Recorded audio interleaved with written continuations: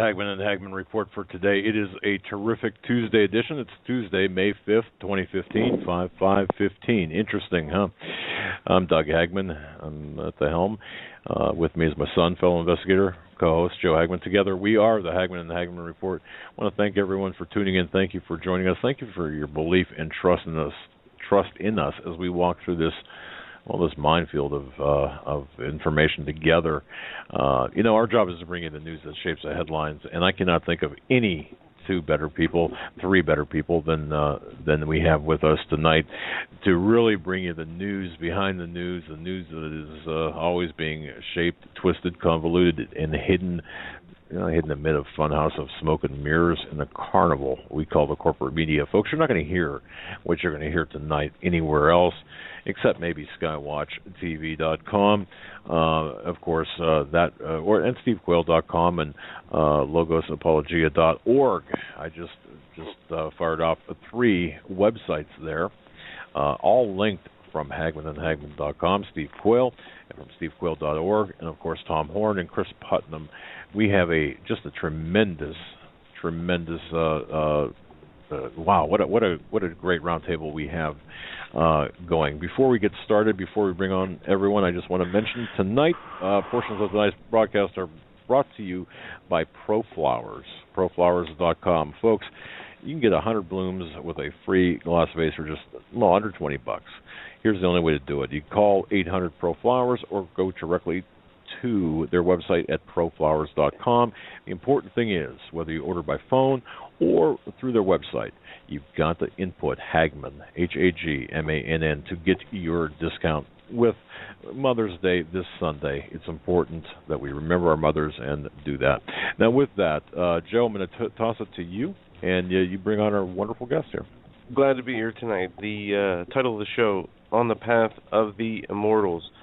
Cris Putnam, Tom Horn, their latest book that is you can pre-order now will be, I think, available the 15th, which is a week from Friday. But go to Skywatch TV or go to Supernatural Worldview, and we have Steve from stevequayle.com with us. Steve, I'm going to turn it over to you and let you get this party started. Let's get started. Well, great. It's kind of an exciting time because historically when Tom and I have been on together, it seems like things start to break loose in the world, and I'm only saying that I believe that we have different combinations to different locks, and tonight you're going to hear of the path of the Immortals. You're going to hear some amazing research that's going on, and I had it was a blessing to be able to spend time with both Cris and Tom at Tom's studio last week, I guess, and we cut some episodes for Skywatch TV, but we had a wonderful time of sharing, and the excitement when you've got 3 guys looking into ancient stuff and being directed, I believe, by the living God to parallel research to bring about the truth. I think it's pretty exciting, so it's a kind of a fun thing for me. I told Tom, and he's made the same statement, that we've done so much talk radio, but it's really exciting when we get to go on with you, Doug, because we get to have a time of basically checking our notes in real time and seeing how God is leading. The purpose of all this tonight, though, ladies and gentlemen, is to give you the root, help you to understand the root of evil, the nature of the cover-up. I believe this is a time that God declared that there's nothing that's hidden that hasn't been revealed. Cris Putnam's been doing a great job to remind the church, those who have been bought with the blood of Jesus, that we were brought into the realm by a supernatural act of God's divine intervention. And the large expression of modern Christendom is totally powerless. Meanwhile, the truth has been controlled by very evil people who want to control the history of the past in order to determine the future, and the future their way. So what a great opportunity is to have be on this show with you guys tonight, Doug. And Tom, nice talking to you. Cris, nice talking to you. And tonight we're going to be talking on the path of the Immortals. And I guess the best thing to do, Tom, would be to start it out with your trip to Mount Graham Observatory in Arizona because it's kind of, if you will, a pivotal point to the research that you gentlemen did when you were talking about all the different events that were taking place in concurrence or in relationship to the Vatican and disclosure and everything else. So go ahead, Tom, kick it off. Well, sure. Hey, and by the way, great to be on with all of you guys, Doug, Joe, Steve, Chris, my favorite people to hang out with and to do radio. It's just a blessing to get the opportunity to be able to be here.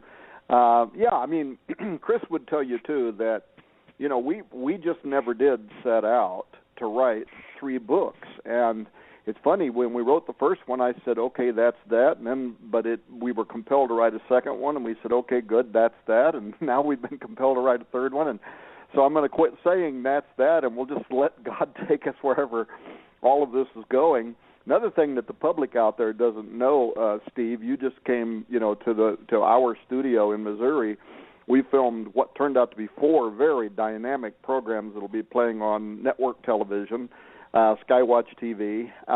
But it was amazing going through your research, and me and you both kind of looking at each other, smiling, knowing that we never talk to each other. The public would think that we do. When they see the work that, like, Chris and I have done, and then they see the work that you've done with your new book, Little Creatures, and things like that, they would think that we're on the phone all the time sharing information because we're writing about similar themes. And that's just not true. We don't ever know what the other one is doing. So it's been a really kind of an amazing thing, preternatural, just to sit back and watch how God has put all of us kind of on a common path. And you mentioned time locks when the show came on. He's opening these doors, and he's providing information right at the right time. He's not giving it to us too soon or too late, right at the right time when it is relevant. And that's how, in writing that first book, Petrus Romanus, The Final Pope Is Here, which we're giving away with the new book, by the way, and we're also giving away the second one, Ex Vaticana, and a whole bunch of other stuff I can tell you about later. But when we wrote Petrus Romanus, and we predicted that Pope Benedict was going to step down 1 year in advance. You remember, we talked about that here on Hagmann and Hagmann before it ever happened, remember? Oh, I do. And then when the Pope did resign, right when we said that he was going to, the very month actually, as it turned out, you know, people around the world wanted us in media. But here's what happened. So we're out there talking about this prophecy of the Pope, and we took a critical review, especially Chris took a really critical review, a view, I should say, of the prophecy, whether or not it was, you know, inspired or not inspired or a fraud or whatever it was, trying to just be really honest about the whole prophecy. But when we were out there talking about it, people would call in, especially when it was talk shows where people could call in and ask questions, like Coast to Coast AM. And they were asking us, yeah, but what do you make of the Vatican being out there now talking about aliens? Why are the leading astronomers for the Vatican out there saying that they would baptize an alien and the alien is our brother? Where in the world are they suddenly coming from with all of that?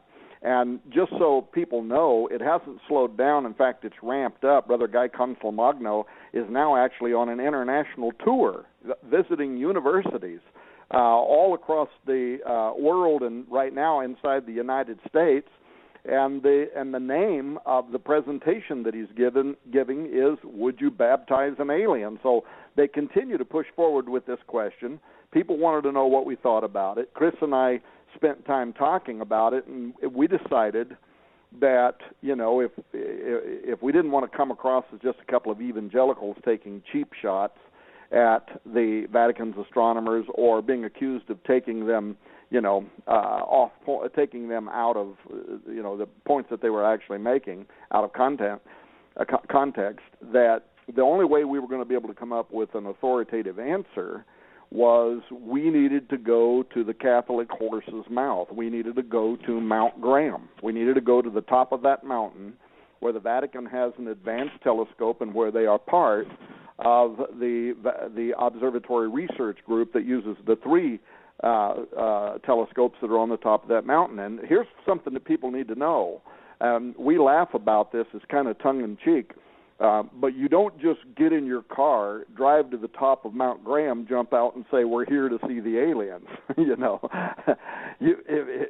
First of all, it's fenced off, and, signs on those fences in multiple languages talking about all the terrible things they're going to do to you if you try to climb over those fences to get to the top of Mount Graham. So long story short, people can read that whole story in the book Ex Vaticana. But we negotiated this through the Arizona State University, and we went to the top of Mount Graham, where we met with the Vatican's Jesuit astronomer who was on duty that day at the VAT. We spent part of the day visiting with him. They let us climb all over the telescope, look at anything we wanted to see. Then we went to the radioscope telescope, which is in between the VAT and the one that's further up the hill, where we ultimately wound up and spent most of the day, and that is the large binocular telescope, and that's the telescope in which resides the Lucifer device, which uses infrared and is reportedly monitoring something that is approaching the Earth. I think it's exactly what Malachi Martin had said years ago on Coast to Coast. They are watching something that is approaching the Earth, knowing that it's going to be of the utmost importance in coming years. And so we wind up on Mount Graham. So how did we get to the path of the Immortals? Well, we go to Mount Graham. We come down off Mount Graham, and we think we've got everything that we need. We finished up the book Ex Vaticana. We send that book to the typesetter, and then as it's at the typesetter getting ready to be printed, I get contacted by a member of the Apache Nation who probably heard me on Hagmann and Hagmann, because he said, I heard you on the radio, and yours was one of the first programs that we were doing, and he said, you were talking about the fact that we had joined the environmentalists in Arizona to sue the Vatican and NASA in federal court to try to keep them from building that observatory on the top of that mountain. And he said, you said that we did that because for us it's sacred ground like a graveyard, and he wanted to correct that. He wanted me to know that it was much bigger than that, Steve. He wanted me to know that they sued them to keep them off that mountain because Mount Graham is one of the 4 holiest mountains in the world to all indigenous Americans, and it is because in their worldview, it is a stargate. It is a portal. It is a sacred mountainous location through which entities have entered into and exited from this world since the dawn of time. And I got to tell you, brother, when I found that out, talk about the conspiracy meter in my head going into the red zone, to sit back, I remember it just like knocked me over with a feather. I sit back and I said, oh my gosh, we may have completely missed why the Vatican and NASA were willing to fight in federal court. Well, why not just go to another mountain, right? Why not just go to some other mountain and get the same elevation, the same environmental situations? Why fight through federal court, literally get in the back pocket probably of the Arizona governor who had to do an end run around environmental law and basically declare by fiat that they were going to allow the Vatican to go up there and build that observatory. I mean, it was actually unprecedented. It was extraordinary. So far as I know, they've never been able to do that because, the environmentalist lobby is very, very powerful. And so it was uncanny. Why did they want up there so bad? And the Apache wanted me to know this is exactly why they want up there, because they know that mountain is a stargate. So that was extraordinary. It was almost like a scene out of a Star Trek movie. And we had to back up and say, wait a minute. Now, we've done shows and we've done programs where we've talked about prophecy and Isaiah saying that gates are going to open. But now the picture just got a whole lot bigger, because the implication here is that it wasn't just the Middle East, that all around the world there are locations that are doorways, that are portals, that are openings, whatever language you want to put on that. It's a place where things can and have in the past and allegedly are going to in the future come through onto the surface of the earth. And so we really had to back up, Steve, and I don't want to dominate the program, and I definitely want to hear Chris talk because he has contributed significant amount of the scholarly work and information, and he and I both went on research trips with film crews where he actually caught things on film. But I just wanted to kind of lay that down as a foundation so people would know how we got to this most recent research on the path of the Immortals. It was really a moment in time when it dawned on us that the picture was much bigger than anything we had anticipated in Petrus Romanus or in Exo Vaticana, and actually much more dynamic. I mean, the very idea that the Earth is a holding tank and that there are doorways and that there are things waiting behind those doorways is an extraordinary, if not frightening, thought. Well, I think, Tom, one of the most important things, I'm going to get Chris's take on this, too. I think, Chris, I'm going to turn it right over to you right now because the church is the professing world of, let's say, evangelic Christians is totally unaware and totally not capable at this point of dealing with the implications of what's coming upon the earth, the gates of hell opening. So what's your take on this at this point? Because, again, you get a lot of flack. It seems like we could be the three Flack brothers, and the point being is that we're ducking we're ducking incoming. But the point is that as the denial and the ignorance go hand in hand, Siamese twins of self-destruction. The point being is that the evil ones are in their world of total supernaturalism. So, as you're doing this, Chris, as you're co-researching with Tom, as you're a student of the Scripture and the original languages, give us your take, because again, whether people want to deny it or not, when this thing opens and when it hits, they're not going to be able to basically run to the average pulpit personality because he's not going to have any answers. Go ahead, Chris. Hello, Chris. Did we lose him? Hello. Hey, I'm here. There we go. You hear me? Yep. Yeah, we can hear you. Did you just hear what I said? Hey, Doug? Yeah. It says he's on. And yeah, Steve. It appears that Chris is... Chris, are you there? All right. Well, look, I'm not... Are you there yet, Chris? Hello? There you go. You hear me? Yes, sir. Go ahead, sir. Oh. Hey, Doug, Joe, Steve, and Tom, it's great to be on. Does everybody hear me? Well, yeah. You must not have heard the introduction. Why don't you... I did. I heard you. Okay. So then will you answer for the air? I don't know if we're cutting out because, there's a... Whatever. The church, the evangelical world is not prepared to deal with the supernatural evil that Jesus warned us about when the gates of hell would open. So as someone who's writing about the supernatural and how it's happening, as you've been researching with Tom, I'm just reiterating, and basically traveling around, what is your take at this point? And Tom just laid it out, that the gates of hell are opening, that the portals, stargates, the dimensional doorways are all active throughout the world, or coming active. So your take.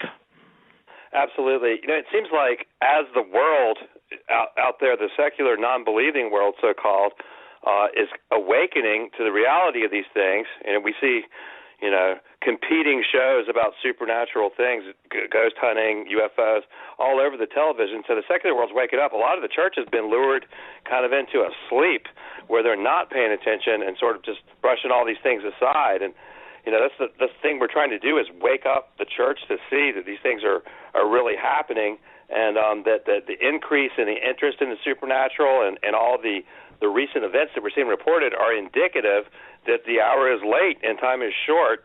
This time that people have been expecting for the last 2,000 years is coming upon us quicker than many might think.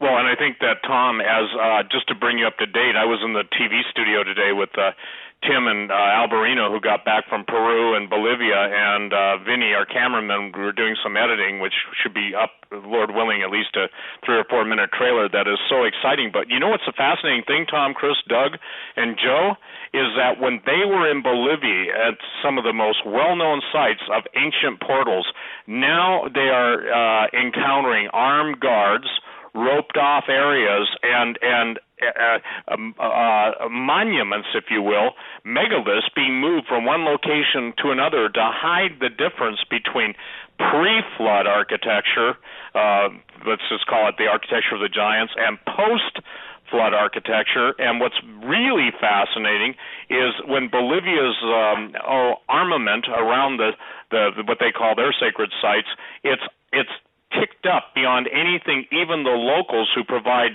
tourist places to eat and sleep, like hotels and stuff, they're amazed at the activity that's going on. So it seems like the governments of the world are getting really agitated, and it seems like whether it's Native Americans talking about their portals opening, or the South Americans, or the Asians, or the Romanians, wherever you're going now, people who live in areas that were designated as energy, if you will, call them vortexes, call them doors, call them whatever, the thing that's happening is that they're like a bunch of different lights turning on across the globe, and what's going to come through those is not going to be nice. Tom, do you want to direct your thoughts to that?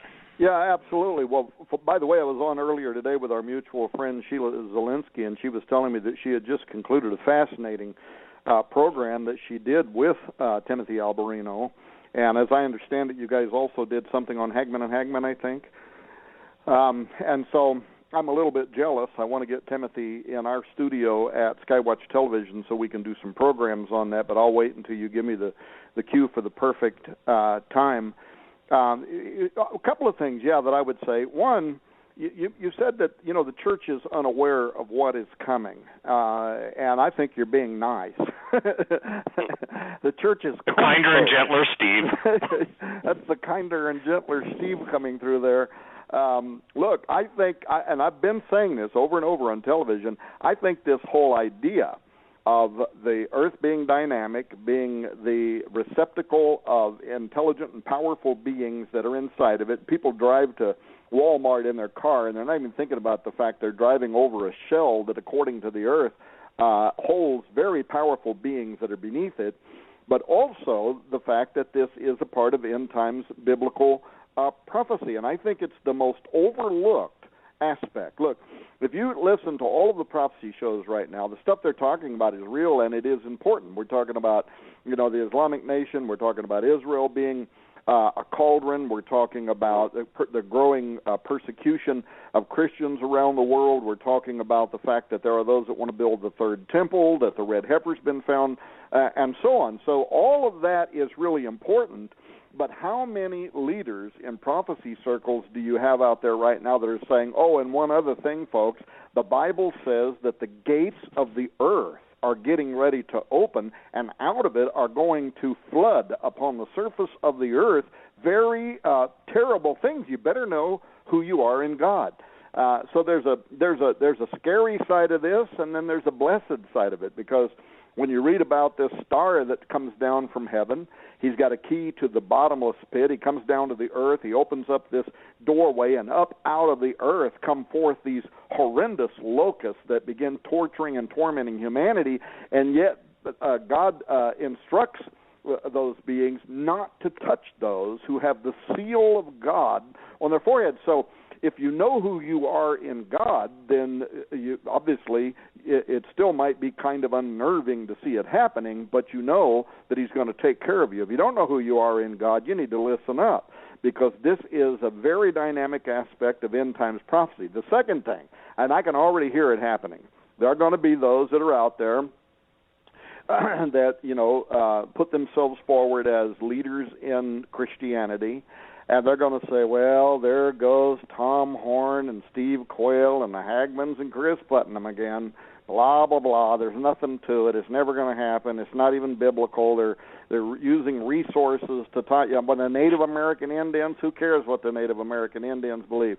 But the point that we make in the book On the Path of the Immortals, it's probably the best study on this that's ever been published, is that this is also a very biblical concept, that locations on the earth, and often related to mountainous locations, are doorways. You could literally go down the list and talk about Moses having to go up to the top of Sinai there to meet with God. Jesus, when he comes back, it says his feet will touch the top of the Mount of Olives, and then from thence he will descend down to the earth. You could talk about the book of Enoch, which is still in some Orthodox versions of the Bible, is quoted in the New Testament by more than one disciple and was read by all of the disciples, and furthermore was read and quoted by all of the early church fathers.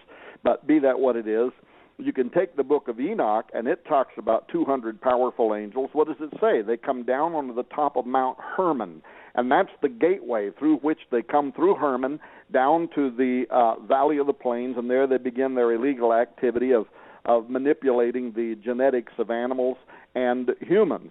Right there, by the way, at the base of Mount Hermon in Caesarea Philippi is where the Greeks years later built magical gateways, doorways into the side of the mountain, and they built alcoves there that were like dedicatories to the horned demon god Pan.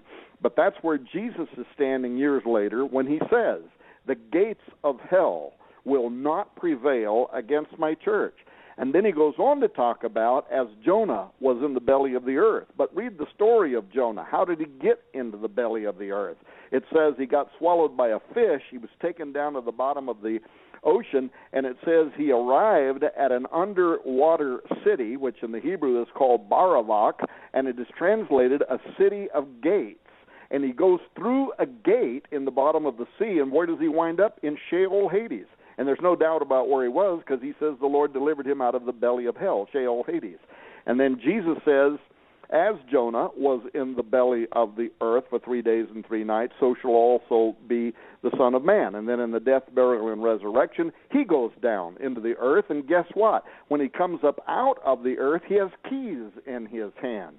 So now we know that not only are there gateways, there's also keys. And in this case, he had the keys to the gates of death, hell, and the grave. And this story goes on and on. We talk about a bunch of this, by the way, in the book On the Path of the Immortals.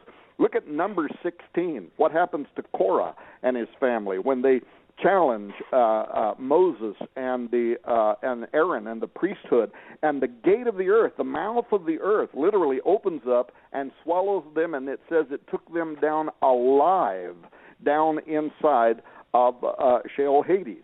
Genesis 28 and Jacob's ladder. He doesn't say this is the house of God. He says there is a gate here to the house of God. Genesis 10:8, Cush begets Nimrod. He begins to be, which sometime tonight we can also talk about, because Nimrod is an example of how sometimes the portal is actually a person. They begin to become something that allows something to come through them into this reality. But then the very next chapter, he builds the Tower of Babel. And once again, the Sumerians call this Adamananki, the gate to God. And Chris did word studies on this from the Hebrew and showed that in the Hebrew Old Testament, it also means, literally, the gate to God, the gate to the house of God. So I don't want to just go on, but the point is, this is a very biblical concept. And then, of course, the prophetic side of it, to continue in Scripture in the New Testament, what happens? Right there where ISIS is right now. Everybody's talking about an Islamic Antichrist, and that book is really popular right now, and good for Joel Rosenberg for bringing the ideas around that to the public mind, so a lot of people can kind of know where the Islamic nation is coming from. But what nobody is talking about is right where their territory is right now is the Euphrates River area. And what does the book of Revelation say? Revelation 9, when all this stuff starts hitting the fan, it says powerful angels come up out of the Euphrates River. They're behind these mystical doorways, gateways. The Islamic people say, the Sunni and the Shia, the Shia believe that the Mahdi is already here, and he's hiding behind a mystical gateway in that region, and that when the time is right, the gate's going to open, and he's going to come up out of the earth once again. Revelation, the doors of the earth are open, and very dynamic things start happening. So again, I'm dominating the conversation. I'm sorry, I kind of get excited. But so the 2 points I would say is, one, it's the most overlooked aspect of end times prophecy, and secondly, it's very biblical. So we ought to be talking about it. Well, and a lot of the critics, I just saw a new one that was taking me on over taking the gates of hell out of context in Matthew 24 as in the days of Noah. When you just do a word study on gates, hell, the grave, Jesus descended before he ascended. When he says he gives us the keys to the kingdom, I think that most people see. Here's the thing, Tom, and you know this, Doug and Joe and Chris, that I've tried to reiterate so many times over 25 years.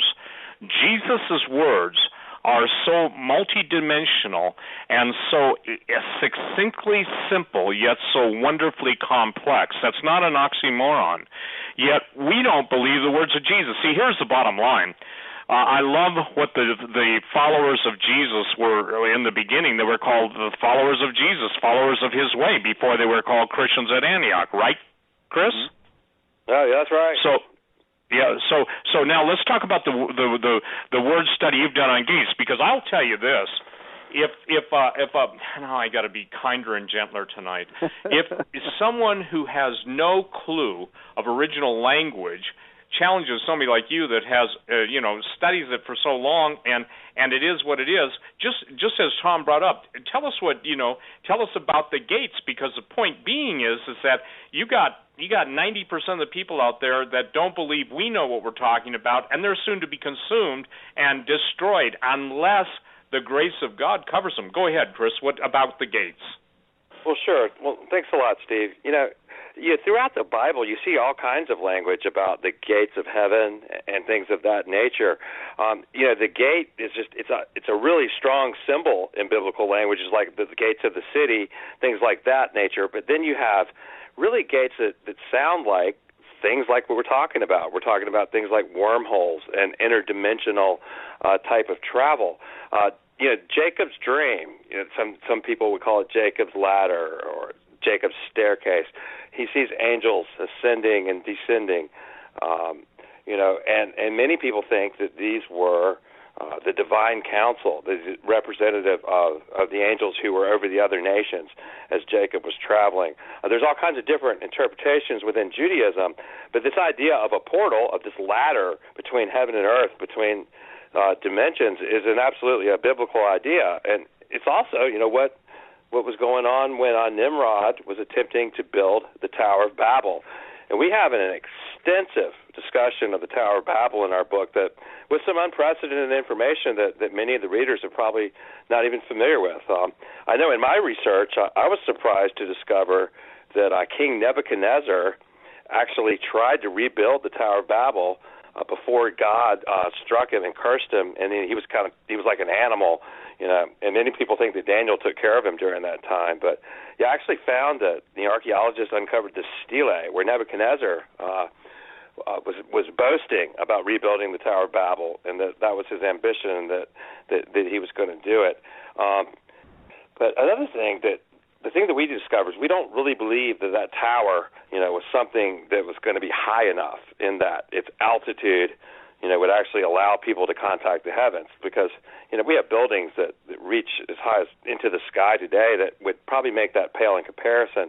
So that really wasn't the ambition. It was a portal. It was to make something that was like a gate that would reach into the heavenly realms, and God absolutely did not want to allow it. Now today, we see multiple types of technology competing to do this sort of thing, and I know that we've talked extensively about what's going on out at CERN and places like that, and we believe that there really could be an effort to undo the Tower of Babel, and I think we're seeing that, just in culture at large, in that everyone's becoming as one increasingly. Everyone speaks the same language, and we're all connected on the internet. It's really hard to say that what God cursed at Babel has largely been undone, and I think that also points to the lateness of the hour. And how much further will God allow it to go before He intervenes? I just can't see going much further. We have all kinds of bizarre genetic experiments going on. The Chinese are openly boasting now about their abilities to edit the embryo. So pretty soon we're going to have designer children coming along the line if the Lord tarries. I suspect He won't tarry much longer with just the level of the violation of His created order that we're seeing. It's just getting to the point where His offense his it's just so offensive and blasphemous to God what we're doing to creation that it's hard to imagine it going much further, Steve. It really is. And hey, Tom. Yeah, go ahead. I'm sorry. And then after you finish what you're going to say next, I want to come back and immediately deal with what you were told by the gentleman you interviewed down there on film. Basically about the giants and stuff, because this is critical. The gates are related to the fallen angels, but also their progeny, and their progeny were trying to get away from the judgment that the book of Enoch declares was going to come upon the earth. So go ahead, finish what you're saying, and then I want you to jump right into that, if you would. Yeah, I mean, so I was just going to kind of follow up with something that Chris was saying, was that in addition to the fact that the concept of gates of the earth, that the fact that is a biblical narrative, and also that the earth is a holding tank. That's talked about a lot in the Scriptures. There's all kinds of stuff in the Scripture we can go into if you want that describe these dynamic realities inside the surface of the earth, and also even some additional scientific discoveries that have been made. But there is also a supernatural, an esoteric, or a demonic side of this, and this was one of the other things that we were told. In fact, I was contacted by a man whose mother is a member of the Apache tribe, and she actually lives at the base of Mount Graham, and she has had fixed cameras on the mountain. She's been doing this for years. She has they've sent me boxfuls of video, and I've had Joe slowly going through all of these video, and there were a few whoa moments where Joe got a hold of me and he said, Dad, he said, there is some really scary stuff in some of this film. He said that this mountain seems to sometimes just come alive. It's like sprites. It's like spirits that are coming in and out of the mountain itself. And then some of this stuff is spooky. It's got faces. It looks like alien grays. Very scary stuff. Well, anyway, I don't yet have permission to make that stuff public. Joe's watched parts of it. I've watched parts of it. But my point about it was this, is that the people that live in these areas where there are reportedly, here in the United States, where there are reportedly gateways that also opened at the same time they were opening in the Middle East. And that'll kind of go to the question you just asked me, Steve, in a moment about what we learned from Dr. Mosey, the third-generation medicine man for the Navajo Nation. But what we were learning is that activity in these areas seems to be increasing kind of dramatically right now. And so that was part of the reason why we sent Chris, took a film crew, and he went to the Sedona area, and, just to get B-roll and to go down there and talk to the people that live in the area that believe that there are portals and gateways. And a huge part of our book wound up being written about the Sedona area, which is kind of the southern end, if you will, of the Anasazi Trail, which is very central to the research that we were doing in the book. But I'll let him tell the story, because when he went down there with a film crew, he didn't just get B-roll; he got more than that. Well, Chris, do you want to talk about what you got when you went down there? Because, again, I mean, you posted some of it on YouTube, but what's happening, this is what I think is critical. You guys are in Arizona. Timothy Alvarino and the crew is over in Sardinia. They come back, for about a month. Then they head down to Peru. All of this stuff is going on. And, again, Tom, I hope people understand this, because I think this shows the most amazing symphony of God's direction that I've ever personally experienced. There is no need for us to call each other, because we just obey the Lord. And critics can go basically to Sheol and have some fun. The bottom line is that they don't get what's going on, because I find that most of all they're afraid of this stuff. So, Chris, go into the detail of what you found, because you were in Sedona, and Sedona is considered a vortex, or places on this earth that are known to be areas of, if you will, dimensional transition or transmission points. Absolutely. Steve, if you get on the Internet and you start looking for, things like interdimensional gateways, vortex areas, Sedona just pops up over and over and over again. So it just seemed like a natural starting place to go right where everyone's saying that they're experiencing this stuff. And a lot of it's New Age kind of material, and I had to sift through a lot of demonic nonsense, really, to to sift through to where I could find something that was worth looking at. But one of the places that kept popping up over and over again was an area known as the Bradshaw Ranch. And it's getting to be, the kind of place that it's just like the same reputation as the Skinwalker Ranch and places like that. These areas are getting to be well known, and there's several of them, and they're listed in our book as well. But this one, I kept finding it in the UFO sources I would look at and things like that, where just articles mentioning this ranch. And so we went out there to a high point in the desert that kind of overlooks that ranch area, and I set up some professional cameras. I took a professional cameraman with me, and my wife went, and we all went out there. We had a guide, driving the Jeep and all this stuff, and we caught some stuff that I really didn't expect to see. I'd never really been a believer in this thing they call the orb phenomenon, these balls of light that people catch on camera. A lot of times, dust particles and things of that nature will appear that way, and that's a very real camera phenomenon. Things that cameras have inner reflections sometimes. Cheaply made cameras have reflections inside of them that'll create the same sort of light phenomenon. But we took really high-quality Canons and, had them on stands and at least on a monopole or something like that, so we could get, good quality photography. And we had a video camera going at the same time we were doing the still photographs to try to catch these orb things. Well, if you get it on two cameras at the same time, it's not going to be a dust particle lodged on one camera or something of that nature, or some kind of reflection, inherent to the design of the camera itself. And not only did we get that, we got them on video. My photographer saw an orb with the naked eye without even using a camera at all. So it definitely isn't merely a camera phenomenon.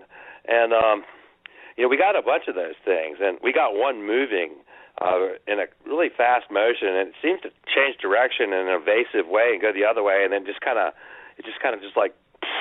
dematerializes and vanishes. I don't really know what to make of that. It's the first time I've ever seen anything like that on video. So, that is actually up on Facebook at the Path of the Immortals Facebook page. If people will just go there and like that, they can watch that video of the moving orb. And, one of the things that people talk about in Sedona as well is there's all kinds of UFO lore about the military having an underground base in the desert there, and I didn't verify for sure if that's the case, but there's enough talk about it that I think something is going on. And it kind of reminds me a lot of the things that you have said, Steve, because people have said that there are guys with weird uniforms, like United Nations uniforms and things like that coming out of there that they haven't seen before. And there's something even going on with some people believe that aliens are actually in contact with this government base. And so there are plenty of books where people are claiming that aliens are interacting with the government and this base out in Sedona. Now, I didn't get any firsthand knowledge of any of that, but I had read about it before I went there. And we weren't expecting this, but I was out taking a photograph with my photographer one night, and my wife was just out shooting shots, seeing if she could see orbs or anything like that in the photographs. And we captured a massive V-shaped UFO way up in the distance in the sky by accident. We didn't even see this thing until we got home and were viewing our photographs, and there it was, way in the distance in the sky. But that's on the internet as well, and I don't know what that is. I've had 3 different experts that examine it, and I've got a range of opinions. Some, like Richard Shaw, who does Marzulli's stuff, thinks that it could be like a bunch of different craft flying in a V formation. But other people, hey, Chris. Yeah. Let me interrupt you. Those things are being seen by too many people. If TR3 as in Tango Romeo 3, R as in Romeo Bravo. The amount of information. I'm just correcting because I don't care what so and so thinks, and I don't mean to sound arrogant, but the TR3 and the TR4, those are some of our most sophisticated stuff. The reason that people see the triangle and all of a sudden they see a ball, and then that thing, the triangle morphs into a ball, a giant orb, and then it disappears. Right. Well, the bottom line is we have the technology and have had the technology to jump space. So, it's not a bunch of things. Now, personally, there's so much stuff on the internet that you can see, but it's fascinating that when you're dealing with the triangular shape, and the government does have a secret base there. I sent to Tom, you remember this, I believe you have it, Native American Sacred Sites and the Department of the Defense. Do you remember when I sent that to you? Yeah, well, you reminded me of it, and I haven't read it yet. Okay, well, it's massive, but the gist of it is, and this will play, where you're describing, Chris, that you and your wife and your cameraman were, you're in the heart of this whole area. And what was fascinating, and I'm not trying to take away from you, I'm just trying to say what speculation is. My source for that information is 4-star active generals, plural, in special ops, and also some of the scientists that worked on it, okay? So, I mean, I'm talking about guys that were aeronautical engineers, and a couple of them have passed now. Thank God they were Christians. But the point being is that, you know, the speculation, take it away. But what's fascinating, and I will make this statement, almost every single military underground site, as well as above ground site, is always built or always contained by the military in order to, they'll put it as a testing ground, or they'll do anything. In essence, they don't want the public in these areas for the very reason that you and your wife and your cameraman saw these things, and people are seeing it all over. So anyway, I just wanted to straighten that out. Go ahead, sir. Absolutely. You know, and it's really odd that the government bought this Bradshaw Ranch area. A lot of people might not know, but there's a famous Hollywood stuntman named Bob Bradshaw that had this ranch area, and they even had a western town that they used in a lot of the old western movies. So it actually has a rich history. It's in a lot of commercials, a lot of old movies. Even Elvis made a movie at this ranch. So it's a kind of a famous area. But then the government bought it out. Ostensibly, really for the Forest Service, so they were going to make it part of the public park system. That's what they said when they bought it. But guess what? It's still got chains around it and a fence saying "Do not enter," or you're going to be shot. So why is the Forestry Service acquiring land in the Arizona desert and then closing it off to the public, where you're not supposed to go on there anymore? And then at the same time, the UFO community and everybody else is talking about that there's an interdimensional portal there, and that all kinds of entities are coming through. And people are seeing all kinds of entities there in Sedona, Arizona coming through. Even some people have even reported seeing dinosaurs. Now, I don't really know what to make of that story, but that is one of the stories that's come through that very area where we were. Now, I didn't see anything like that, but we did catch a lot of those orbs, and we caught a huge UFO on camera. So that's just verified to me because I have it on film. And it will be available through Skywatch TV, and the photographs are absolutely published in the book as well. Well, Tom, go ahead now if you would, because, again, time goes so fast, you guys, when we're on the radio together.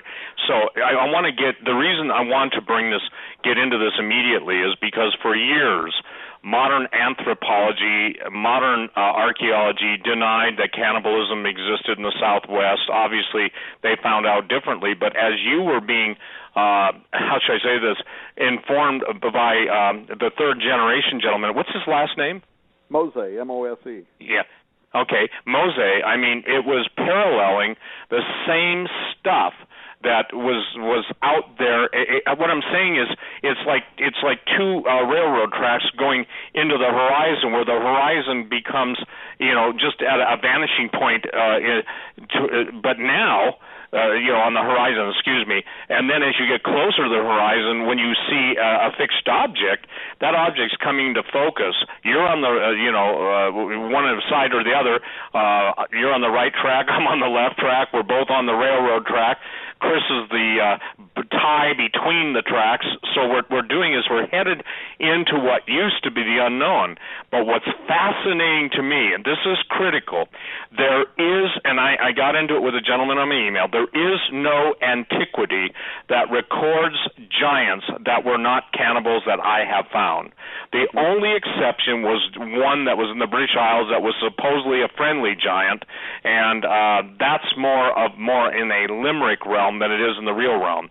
So the point being is that, will you take us to what Dr. Mose said? Yeah. Because I think it's important. Yeah, absolutely, because the history of what happened here in the United States of America, from the area where Chris went, the whole Sedona area, to Mount Graham, central to the Apache, the Hopi, the Navajo, all the way up to the ancient Anasazi. The story is that these guys came and they were absolutely cannibalistic. So if you go down where Chris was, he went to Mount Graham again, then he went over to Sedona. He was covering that whole side of the U.S. while I was up in the Four Corners area, and you look at what is the history, what is the story that is told there from the Apache. So Mount Graham, it's one of the four holiest mountains. So what happens? Well, in the time before time, they say that a large silvery disc came down over the top of the mountain. Now, ufologists like to jump on that and say, it's an ancient astronaut theory, dream come true, we were created by aliens. But actually, and we're not going to get into this tonight, but when you study the scripture, what they call the Oraphim and whatever, and you look at Ezekiel's wheel in the middle of the wheel, God actually moves about on both clouds and also in the chariot is carried about by the Oraphim. I don't know if I'm saying that right. Cris Putnam can correct me, but the point is these are angels that appear in kind of a circular fashion, and God rides upon the angelic machinery is a bad word, but you know what I'm saying. He rides upon the device, the chariot. Well, the chariot. It's a chariot. You know, Tom, is a chariot. So this this is what the Apache saw. They saw the same thing that Ezekiel saw. They saw this giant wheel that comes down over the top of the mountain. They say that in it is seated a bearded man. They respectfully call him the creator of everything that is good. They say he begins creating everything that is good upon the earth. Then, not long after that, the portal opens again over the top of the mountain. They say another man comes through. Now get this. They say he's not really a man. He is reptilian. He is serpentine. He's exactly what Cris Putnam does a marvelous job in the book On the Path of the Immortals, explaining the fiery flying seraphim who are part of these fallen watchers that came down to the earth, are also part of the army of Lucifer. So but Lucifer himself is described in reptilian terms. So this reptilian, according to the Apache and the Hopi and the Navajo, comes through this portal, and he begins deceiving all of the Native American peoples. He starts teaching them witchcraft, pharmakia. They go down into their kivas, and where at one time these were like their own little devotional church-like settings, he starts teaching them there how to use the sipapu, the Hopi call it. A doorway is installed in the bottom of their kiva to open a mystical doorway into the bowels of the earth itself, and they start practicing sorcery. And Dr. Mose tells us that they went on from practicing sorcery to practicing cannibalism. But guess what? They finally are successful. They open a door, and guess what happens? Giants come up through these doorways of the earth. They start sweeping across the Arizona Badlands. This is all part of the Apache creation story that you can even go to Wikipedia and read about it. They start sweeping across the Arizona Badlands. They're cannibalizing the Indians. They refer to those first early Indians as the Jindupids, which they say were just peaceful farmers that were living in the Arizona area. They're cannibalizing them. They're grabbing them and snatching them up like they're little chocolate bars or whatever, biting their heads off, throwing their bodies all about. And the early Indians, they run into the crevices of the mountains. They start crying out to that first god, that benevolent creator that they were aware of. They call him the sun god, and he sends a flood, a universal flood that covers over all the face of the earth, that wipes out all of the giants. And then, after that, they live in peace for a period of time, and then all of a sudden these giants start coming back. Now, they're not in the same number as they were once before, but they start coming back. Now, why is that important? Because the dating of that period of time in which the petroglyphs are being written down by the ancient Anasazi and the ancient Jindupids and Indians across America is exactly the same period in history here, at least 1,000 years or more before Jesus Christ walked on the earth in a body and flesh. They're over here talking about portals that opened, giants that came through. They're cannibalistic. They're wiping out everybody. They cry out to God. God sends a flood. That's happening over here, being written on stone in petroglyphs at exactly the same time that Moses is in the Middle East saying, and there were giants in the earth in those days, and also after that. And so what you have is a harmony, a historical correlation. on both sides of the world, exactly the same story is being told. These reptilian beings came through, and then giants came through, and then God wipes them out in a flood. The story is almost identical. I want to say something really quick, too, about what you were saying, Steve. I guess, are we getting ready to go to a break? No, we got 5 minutes. Okay. Something that you were saying that has to do with what Timothy was finding, because in these areas where these legends exist that tell these stories, these doorways open, it's those specific areas. It's not other areas. You don't find the Vatican or NASA or military presences going to places where the portals don't exist. It's like Chris was saying a moment ago. They're buying up this land. They're closing the public's access to be able to go into that land. They're literally covering up something that is in those areas, but it's in those areas where you're seeing these very strange and bizarre manifestations. You was talking about Timothy Alberino and the recent trip that he took to Peru and how he noticed that there was a vastly increased presence there of the military, of the government. Well, when you were talking a moment ago, I was sitting here making some notes. This reminds me of something I'll tell you about when we come back from the break that happened when I was on Coast to Coast AM questioning why we had gone into Iraq, Babylon, and something very interesting that transpired between the Iraq Babylonian Museum and a contact that was made to me. Well, I think. Excuse me. I think the point that's going to grab everybody is that we're. How do I say this? We've been led to believe so many wrong things about history. For instance, you just talked about the lizard-like creatures, the serpentine creatures. Tim Alberino, ladies and gentlemen, you can go on my website, and you need to see this. This isn't a pitch. This is something that you can inform yourself. Did a marvelous analysis on how America got its name. It isn't America, and it was not named for Amerigo Vespucci, who basically just took that name. That wasn't even his birth name, but Amaruca, Ameruca, means land of the plumed serpent, land of the feathered serpent.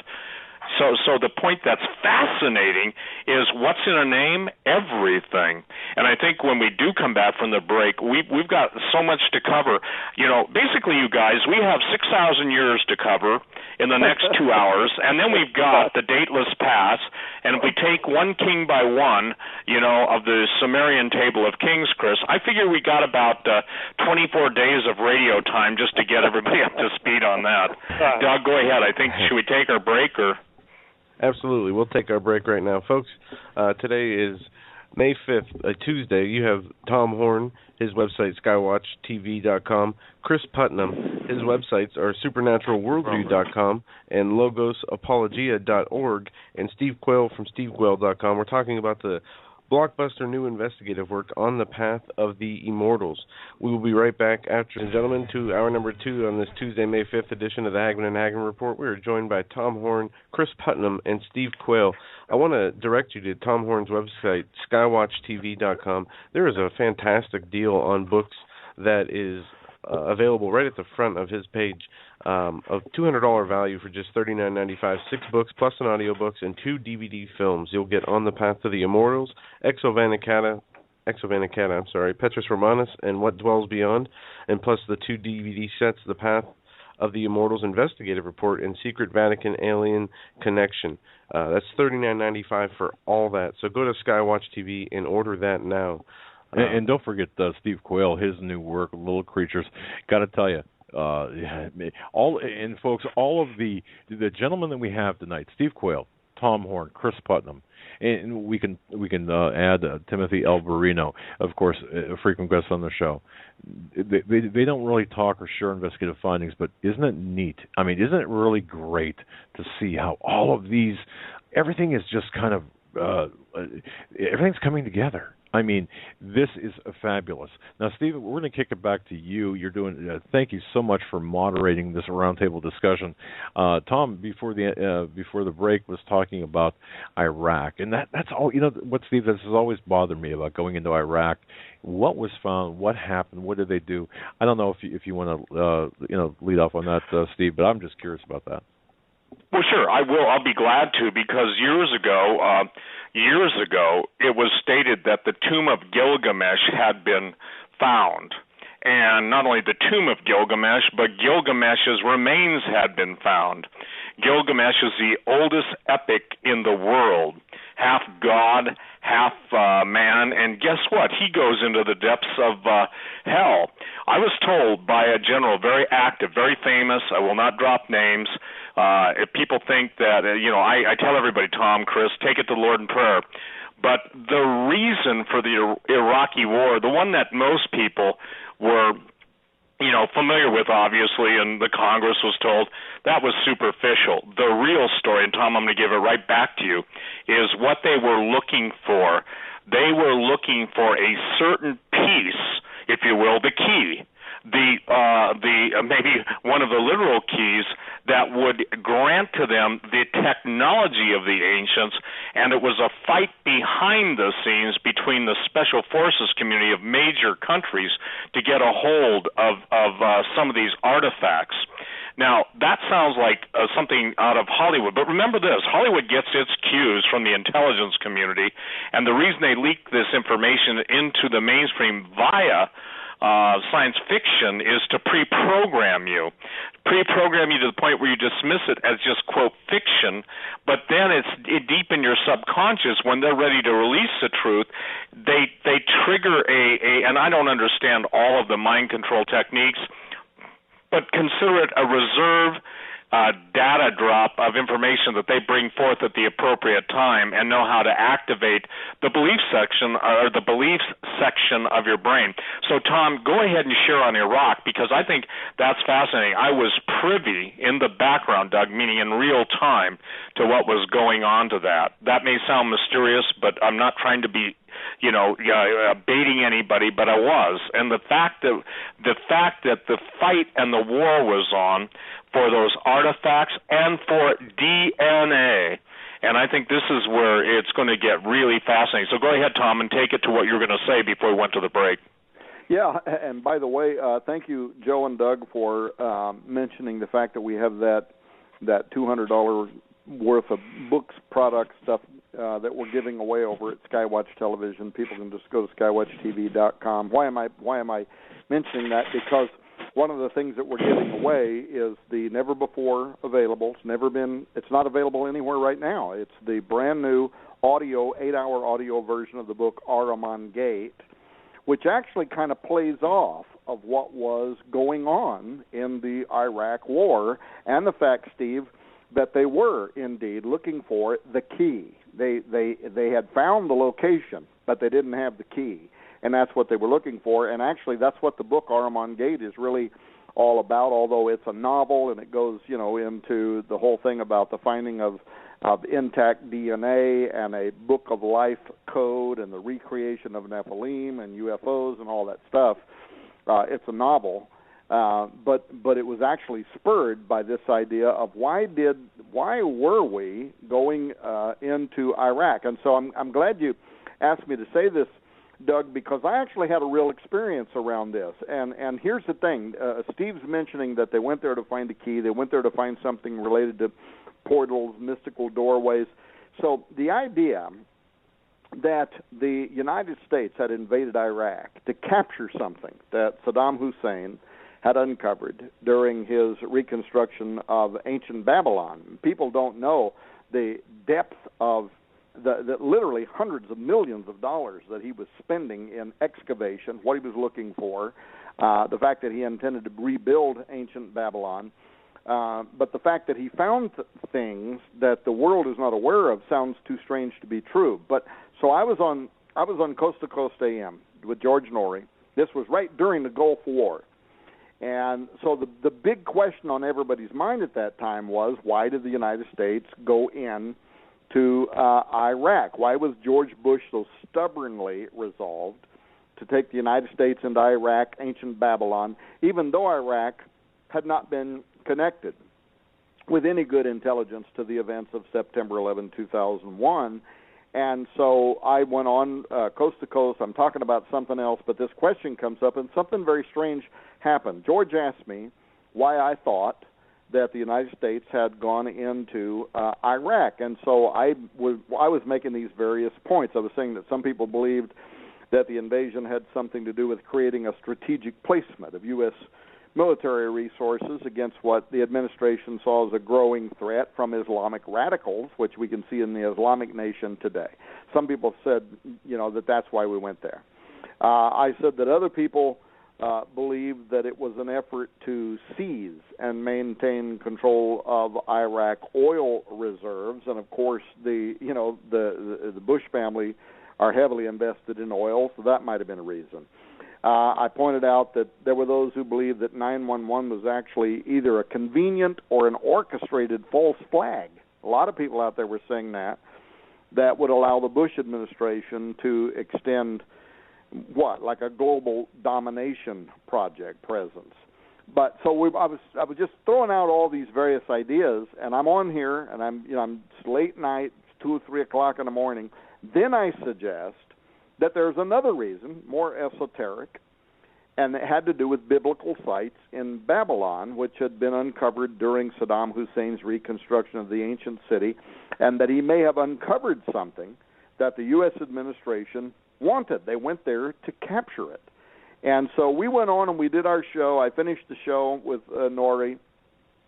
It's probably 3 or 4 o'clock in the morning my time, and I'm going to go to bed, but I'm sitting in my office, so I go to check my email before I go to bed, and here I have an email, and this person is saying that they are, now get this, they're saying they are the curator of the National Museum of Iraq, the Baghdad Museum that contains all these relics from the Babylonian Mesopotamian civilization, saying that they had been listening to the radio show, and they wanted to tell me something. So I opened the email. This person claims that my last idea, the fact that the U.S. had gone there to capture something that Saddam Hussein had uncovered in all of his excavation work, that was spot on. So here's the deal. The emailer, they give me a temporary password to the museum's digital back door because they want me to see what they're calling proof that what I had said was not, in fact, a conspiracy, that, in fact, it was true. So the first thing I do is I verify the email that it's actually from, the IraqMuseum.com, and it was. Then I go to make sure that the hidden back page is actually an extension. I actually went to Google or Yahoo, and I looked up the museum, went to it, and then used the extension to make sure that I wasn't, somebody wasn't pulling some kind of an elaborate trick on me. And I confirmed that in fact was true. And it pops up this little thing on the page. It wants me to enter in my temporary password and log in, which I do, which this person gave me.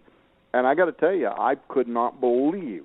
This page opens up, and there are literally hundreds and hundreds of step-by-step images of the first day of the invasion of U.S. forces, the very first day of the Iraq invasion. Where do we go? We went directly to the museum, the Baghdad Museum. And these images, somebody's got a camera, right, and they are just literally clicking pictures, or it was video and then they saved them as images. I'm low-tech. I don't know how nothing works, but literally step-by-step images of the first day of invasion showing a large U.S. military personnel presence, the U.S. ambassador, and they are there at the museum. There's this woman that's got traditional head covering. And if anybody's listening to this program tonight and they work at the Baghdad Museum, you know what I'm saying is absolutely the truth, and you have the images, and you could make them available to the public now if you wanted to. This woman with this headdress, with this traditional head covering, she greets the U.S. presence and the U.S. ambassador, and she leads this delegation of soldiers. They're all carrying weapons, and they're all in their garb, and there's a lot of them. and there's a whole bunch of Iraqis that are just following them around because they don't know what's going on. And she takes them into the museum, but then she takes them to a back door in the museum where the public's not allowed to go. This door has a great big lock on it. She unlocks, and these armed soldiers and the ambassador follows her down a very steep stairway, and they go down underneath the Baghdad Museum. And there is a gigantic underground storage room down there, something like you might see in an Indiana Jones movie. And inside, there are dozens, if not hundreds, of large wooden crates. And they start opening these crates up, and they're pulling out stuff. And this person, whoever's taking pictures, picture, every second, another picture. If I could have put these on one of those Disney things and spun it, I could have watched it like a movie in real time. Man, they start pulling out superb gold and silver artifacts, stuff that the world assumedly has never seen, invaluable items that have been dug up by Saddam Hussein from the sands of ancient Babylon. We're talking gold and silver masks of kings, sacred jewelry, but also cuneiform tablets, unknown secrets, steles bearing mysterious inscriptions, images, papyrus, strange-looking objects like headdresses and vessels and swords and shields, all this stuff. And I sat there, it's 3 or 4 o'clock in the morning, I sat there, just mesmerized by this, going through image after image after image, but then I saw something. Suddenly, the pictures that I'm watching, they depict like a change in the observers' demeanors. The crowd suddenly, they're either excited or they're agitated. I can't quite tell, but they're like jaw dropped. So I wasn't sure what was going on, and it happens right as these soldiers begin opening several really large, bigger than coffin-sized crates, probably about 3 times as large as a full-size adult coffin. And these were back in the corners of that concealed room. And as they open them, they look inside, and they don't take anything out. They gesture for the ambassador, and the ambassador goes over, and he looks down inside in the boxes. And then and I don't know if he tells them to reseal them, but they don't take anything out. They reseal those without removing anything, and immediately the soldiers come down, like 4 soldiers, 2 on each corner of these big crates, and they start carrying these things back up that steep stairway to the transport helicopter that's outside, and then they depart the city of Baghdad with those containers containing whatever in the world it was they had. I'm sitting here, I was literally flabbergasted. I couldn't believe it. I mean, I realized at that moment that whatever else the U.S. military was doing in Iraq, Babylon, whatever else they were doing, the minute they arrived in the plains of Shinar, they went straight to a top-secret room beneath the Babylon Museum. The people at the Babylon Museum, if they're listening to this program, they know what I'm saying is absolutely the truth, where Saddam Hussein had hidden objects of evidently national interest that had been dug up from the ancient world. They removed those containers in which something the American government wanted, something from ancient Babylon, had been found. Now, what it was, I have no idea because they didn't take it out of the box.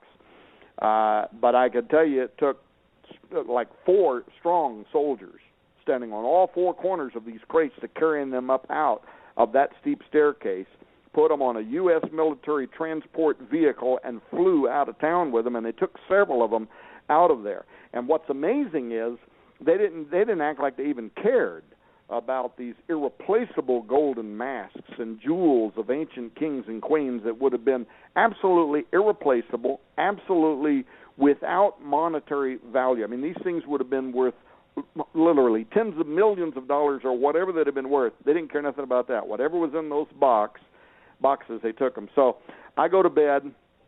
I have intentions of getting up the next morning and going through the rest of the images, which were probably not the ones that were all that important anyway, because I walked through all of the images I cared about. But when I woke up the next morning, my password was expired. The curator would not respond to any of my emails. But I got to tell you that I found out for myself that there was definitely something there.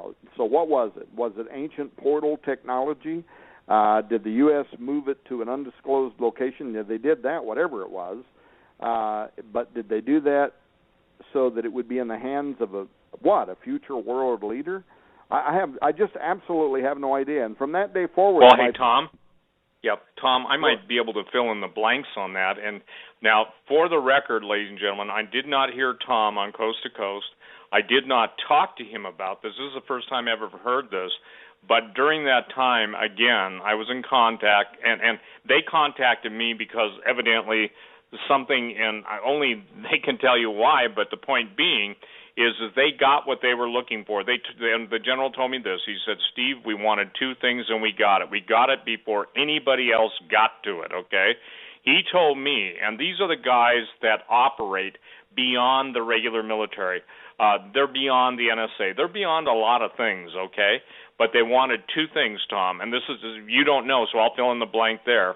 According to active duty, 4-star, the point is they got the DNA that they're looking for, but they also got the control mechanism and the power source to basically activate what most people have come to know as the Tower of Babel.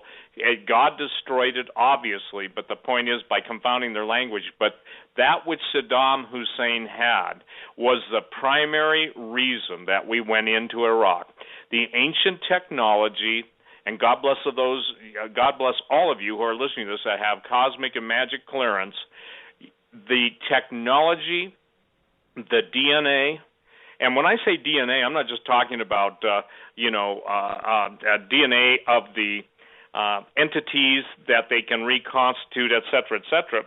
I'm talking about the formulas that you've referred to so many times in quoting the passage in concerning Nimrod, that he began to become a Gibborim. So I can only tell you, Tom, according to the sources I had, and they contacted me, and again, I want to share something real quick, and I'll turn it right back.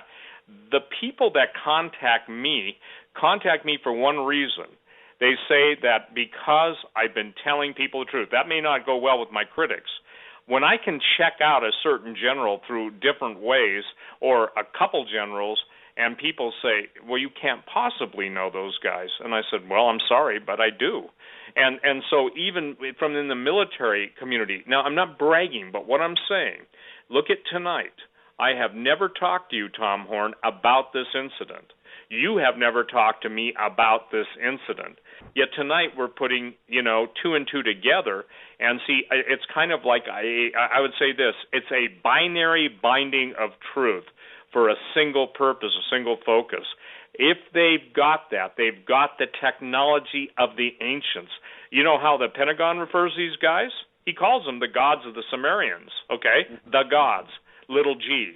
So the point is that the fallen angel technology, the fallen angel power sources, this is what the illuminated ones, the globalists, if you will, seek to, number one, control the world with, but they actually believe they can make war against God. So knowing that, the point is that it puts the whole battle of Armageddon, it puts the whole battle in the heavenlies. The book of Revelation talks about the devil and his angels fighting against God and his angels, and they get kicked out of heaven. This is, in my opinion, ladies and gentlemen, what you just heard Tom Horn lay out to you is another one of those seminal points, the seminal point in history, because there is no way we talked about this before the living God. There is no way I knew what he knew or saw what he saw, yet those things dovetail. So, Tom, I think that's fascinating. Let me give you another example. A guy named Brett, I sent this to you, Tom Horn. Brett, God bless you for listening. He sent me a book by Suetonius, and Chris, you're going to find this interesting. It's called The 12 Caesars. And it talked about Nero's craziness, and I'm quoting from page 236. I had never seen this in all the decades of research. He said this, Nero was eager, it is said, to get hold of a certain Egyptian, a sort of ogre who would eat raw flesh and practically anything else he was given. And Nero loved watching this ogre, a giant, flesh-eating giant, tear live men to pieces and then devour them. Kind of sounds like Tom Horn, Cris Putnam's trip to the Midwest, or to the desert Southwest, doesn't it? Oh, I thought you was waiting on Chris to respond. Yeah. Again, I don't want to hog the show. I'd like to listen to Chris. Right. Well, go ahead, Chris. I'm just saying that it's fascinating, this thing about Nero. Everybody knows Nero was insane. He was also demon-possessed. He was probably, classically in history, one of the most evil personages ever detailed or born on the planet. But, again, the fascinating thing is that we're on the air tonight. The book by Suetonius, 12 Caesars, page 236, and Caesar would get, and an ogre, by the way, an ogre isn't like Shrek. You know, that's just the whole Hollywoodification of trying to make something very evil more palatable, just like Gremlins. So I'll give it to you, Chris, on your thoughts on that. Okay, just on the concept of the ogre and Nero in the desert, or I wasn't sure where you wanted me to go with that. Yeah, okay. Yeah. Well, one thing that I uncovered, you see a lot of criticism of these ideas that Tom and you guys and we're throwing out all together, especially about these beings, but they're absolutely biblical.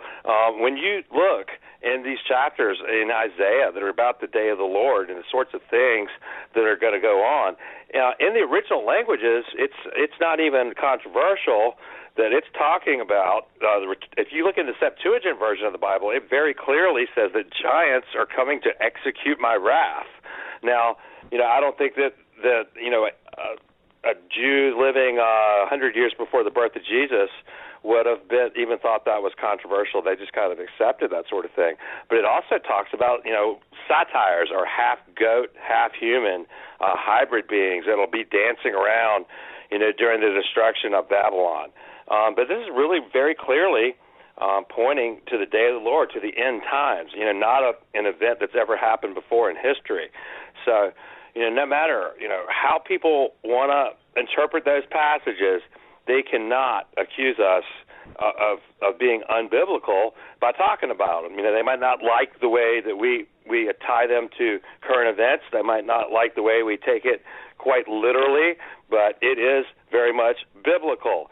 And there's their interpretation is their interpretation. If they want to turn it into some sort of symbolic language that has no tangible meaning, that is something they can choose to do. But I take it very seriously, and I think people should be watching for these sorts of things. And I think that recent events support that they're actually happening, and it's foolish to ignore it. So that's really the perspective that we're putting out here. And so the fact that you're releasing a book about the gates of hell being opened and creatures coming over, I think it is a warning to the church. Your kids are out there joining ghost hunting societies and occult clubs, going and trying to bring up spirits using electronics, trying to capture their voices, using little machines and stuff on television to try to detect ghosts. This is what the children in America are doing right now, the stuff that the Bible warns against very specifically and says that, you put yourself under the influence of demons by doing this stuff. So the fact that we're talking about this stuff and warning people about it, we need to even say it louder, and I don't care about what the critics think. We really need to wake people up because this is happening. The paradigm is shifting. The world is changing. The occult is becoming more in your face. And the fact that, the atheism movement is dying because people are seeing all this spiritual movement. And it's time for the church to wake up and start addressing this stuff. And I'm just really honored to be, in a place with you and Tom where we can function in that role. Absolutely. And hey, Steve, if I can, what Chris is talking about with, the kids are out there right now, and they're being lured into learning how to open their own gates. It's fun, right? Get some electronic equipment and go ghost hunting and open a doorway and communicate with spirits. And then you mentioning that Nero, did you say Nero? Anyway, has an ogre. Yes, Nero. Yep. And he's got this ogre, and he likes watching him be cannibalistic.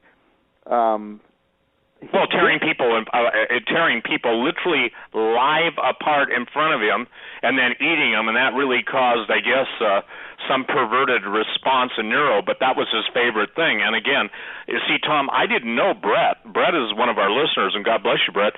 The bottom line is he sends me this, I think today, okay, when I forwarded it to you today, And the point being is it ties in exactly with what Dr. Mosey told you, did it not? I mean, will you share, because this is something that, I'm sorry, I'm excited now. Will you share what, I get really, this is like candy for me, ear candy.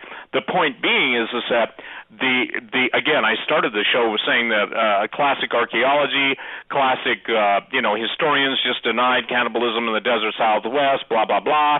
And now you hear the story about literally men being torn apart, and you're hearing this from Native Americans. By the way, Native Americans know who tells the truth and who doesn't. Just look at the history of the United States government and the way they've treated them, I mean, I'm sorry, but I'm blunt. The point being is that this is will you share that, because I think here's what I'm trying to get people to understand. The thing is that we've already been prepared to be turned into a food source. Soylent Green, The Twilight Zone to Serve Man, the Outer Limits episodes, this thing is predictable in the genre of cinema. Chris is talking about kids. Look at the goths. Look at the vampirism, drinking blood. Look at the combination, of humans, not human, forgive me, perverted sexuality and its association with death. So the point being is that when you're in the desert Southwest and you're hearing this, and again, I'm going back even deeper into ancient history due to the Woods document that's in my new book, or the revision of Genesis 6, the second volume, which has got 165 new photos. I'm telling you that there's a reason. There's a reason. It's fascinating. Cris Putnam, Steve Quayle, Tom Horn are right back at the Tower of Babel, or Babel. Some people pronounce it one way, some pronounce it the other. But the point is that now there's nothing new under the sun, Cris Putnam. We're there, that which was is going to be again. So, Tom, share the cannibalism thing. The reason I'm focusing on this is because it's critical, and it explains what happens to civilizations that embrace this. Literally, they're not good to the very last man. They devour each other to the very last man, who then ultimately. Here's the thing. We go to Mount Graham, we come down off Mount Graham, we get this information from the Anasazi, we realize that there's something more here that we haven't thoroughly investigated. We're Americans, we grew up in this country, and all of a sudden our eyes are being opened to information about the ancient American history that we are unfamiliar with, and so we decide to investigate it. So while Chris is just returning from Sedona, Arizona, and capturing film of light beings that are coming out of a portal, essentially warning him not to come any closer, I think, and being buzzed by V-shaped craft, I'm getting in a rig, heading out with a film crew for the four corners of the United States. Now, we go into all of the details about that in the book, On the Path of the Immortals, so I won't take time to tell it all, but here's this one part you're asking me to tell you. We had tried to get authorities from within the Native American nations, whether it be Apache, Hopi, Navajo, whatever, to sit down with us. When we're talking elders, people who are leaders in the nations, and they're very suspicious. They don't like to talk to white people because, we too many times New Agers have taken their information and then went out and misused it. And so they're very suspicious. So we were working a year and a half, trying. Finally, bottom line is we get a sit down with the third generation, the Navajo Nation's medicine man.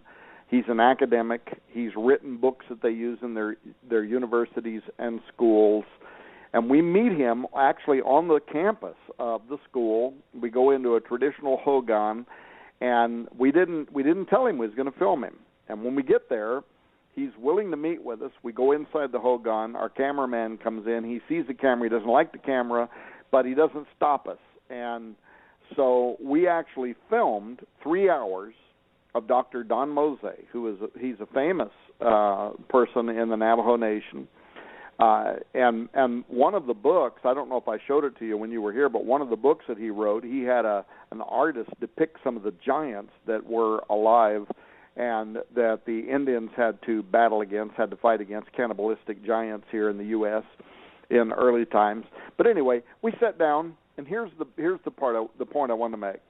he starts telling us, because I asked him, tell me, what happened to the Anasazi? This is a giant mystery.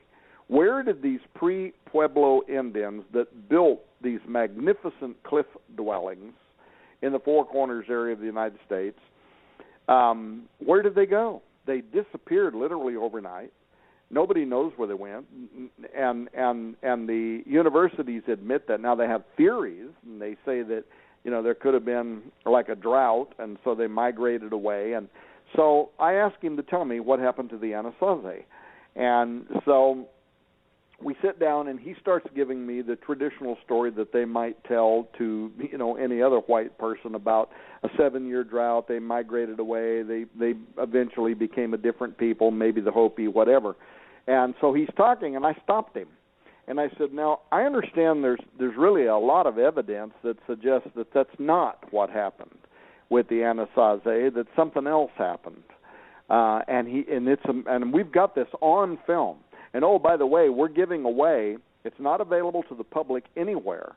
If you go to skywatchtv.com, you'll see the big ad up there on the top of the page. Click on that. If you purchase the book On the Path of the Immortals through skywatchtv.com, among all the other $200 worth of stuff we're giving away, we are providing the 2.5-hour special investigative report that has exclusive film footage of Dr. Mose, things that Cris Putnam caught on film.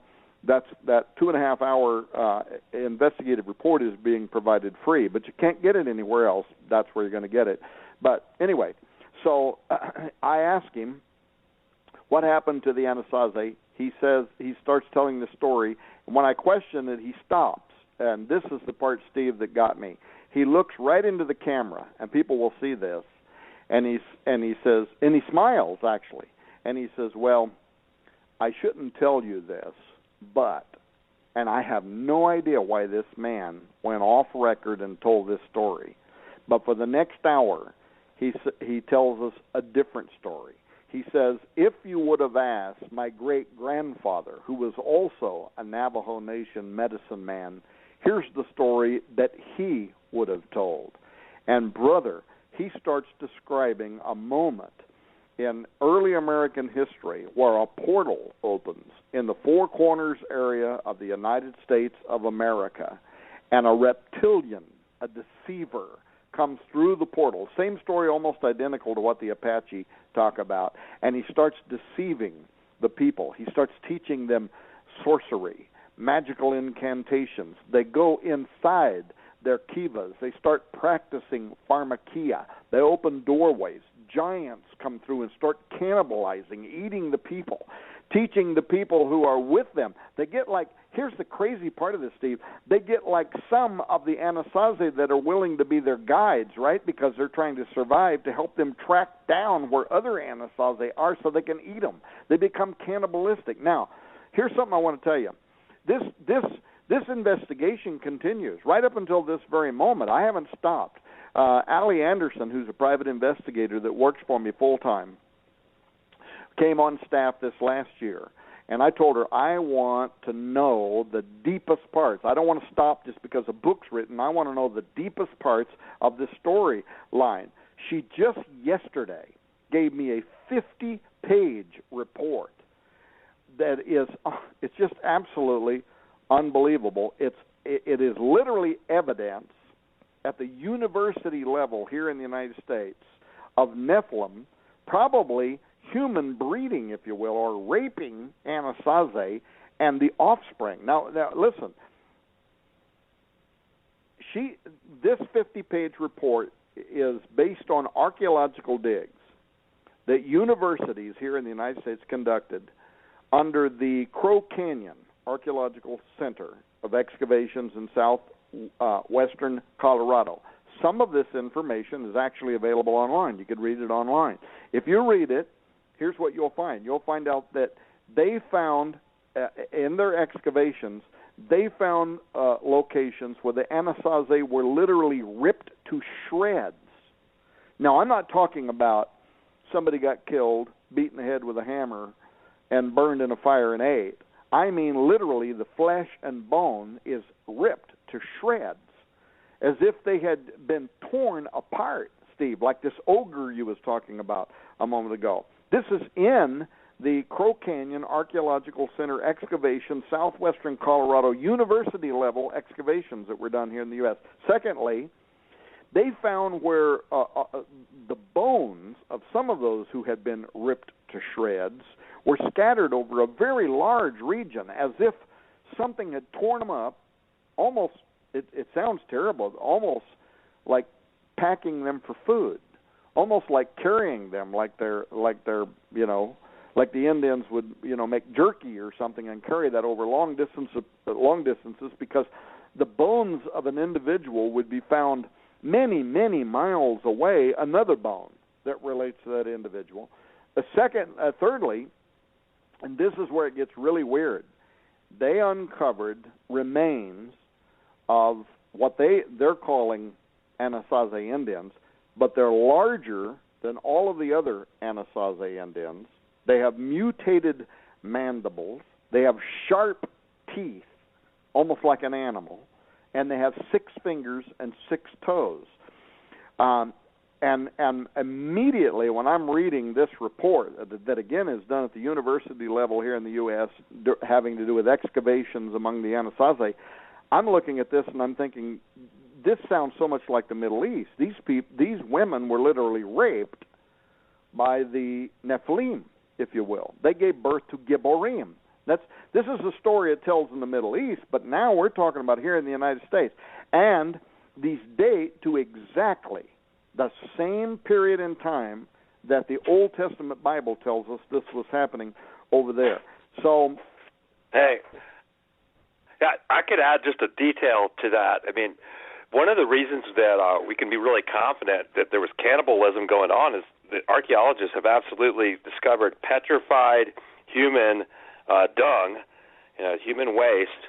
But within that human waste, they found that there was human DNA, which pretty decisively shows that they were eating humans.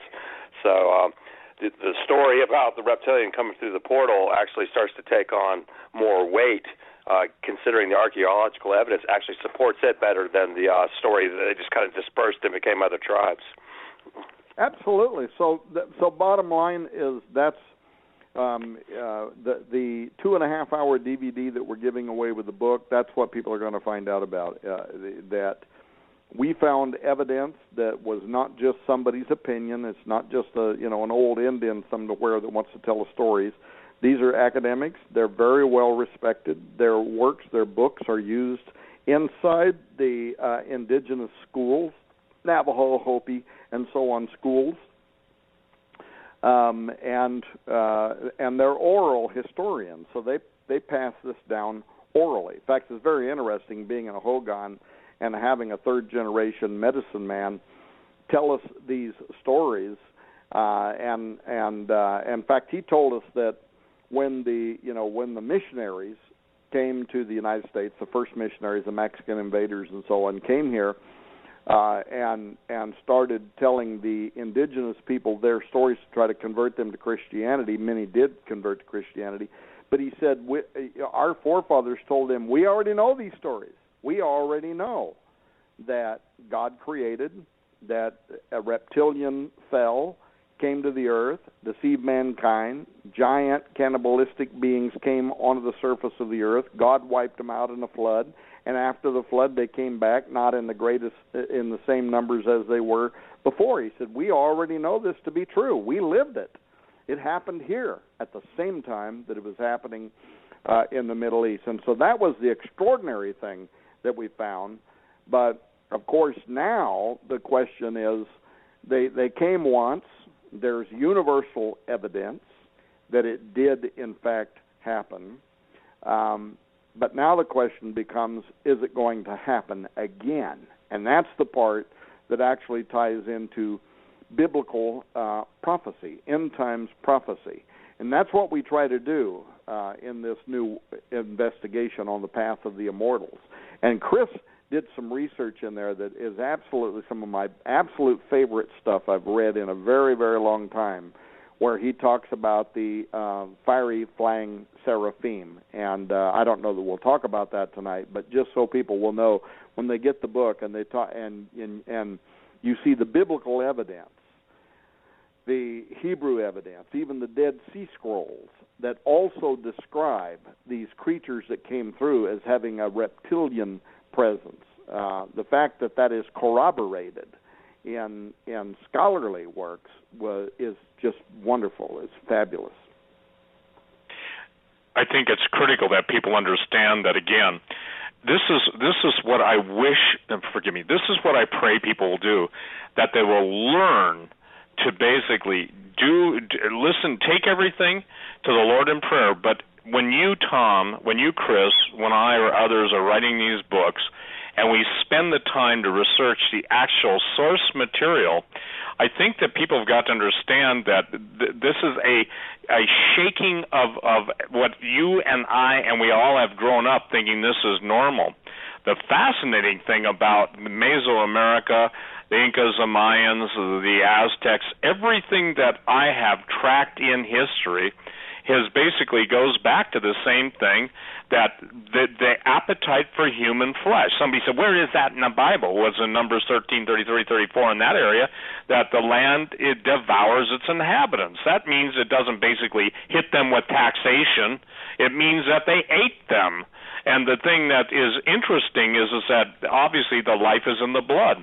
I think it's fascinating. I believe, Chris, you'll I think really see this. I believe the fascination with vampirism is a preparatory mindset in the supernatural realm to basically get people accustomed to accepting the fact that when these things come forth, they're going to have to be fed. And Tom, do you guys remember the old Series V? I think they brought it out again. The Flying Saucer series. What were those entities looking like after they stripped their face masks off, or their whatever they could project the humans' look on? They were reptilians, were they not?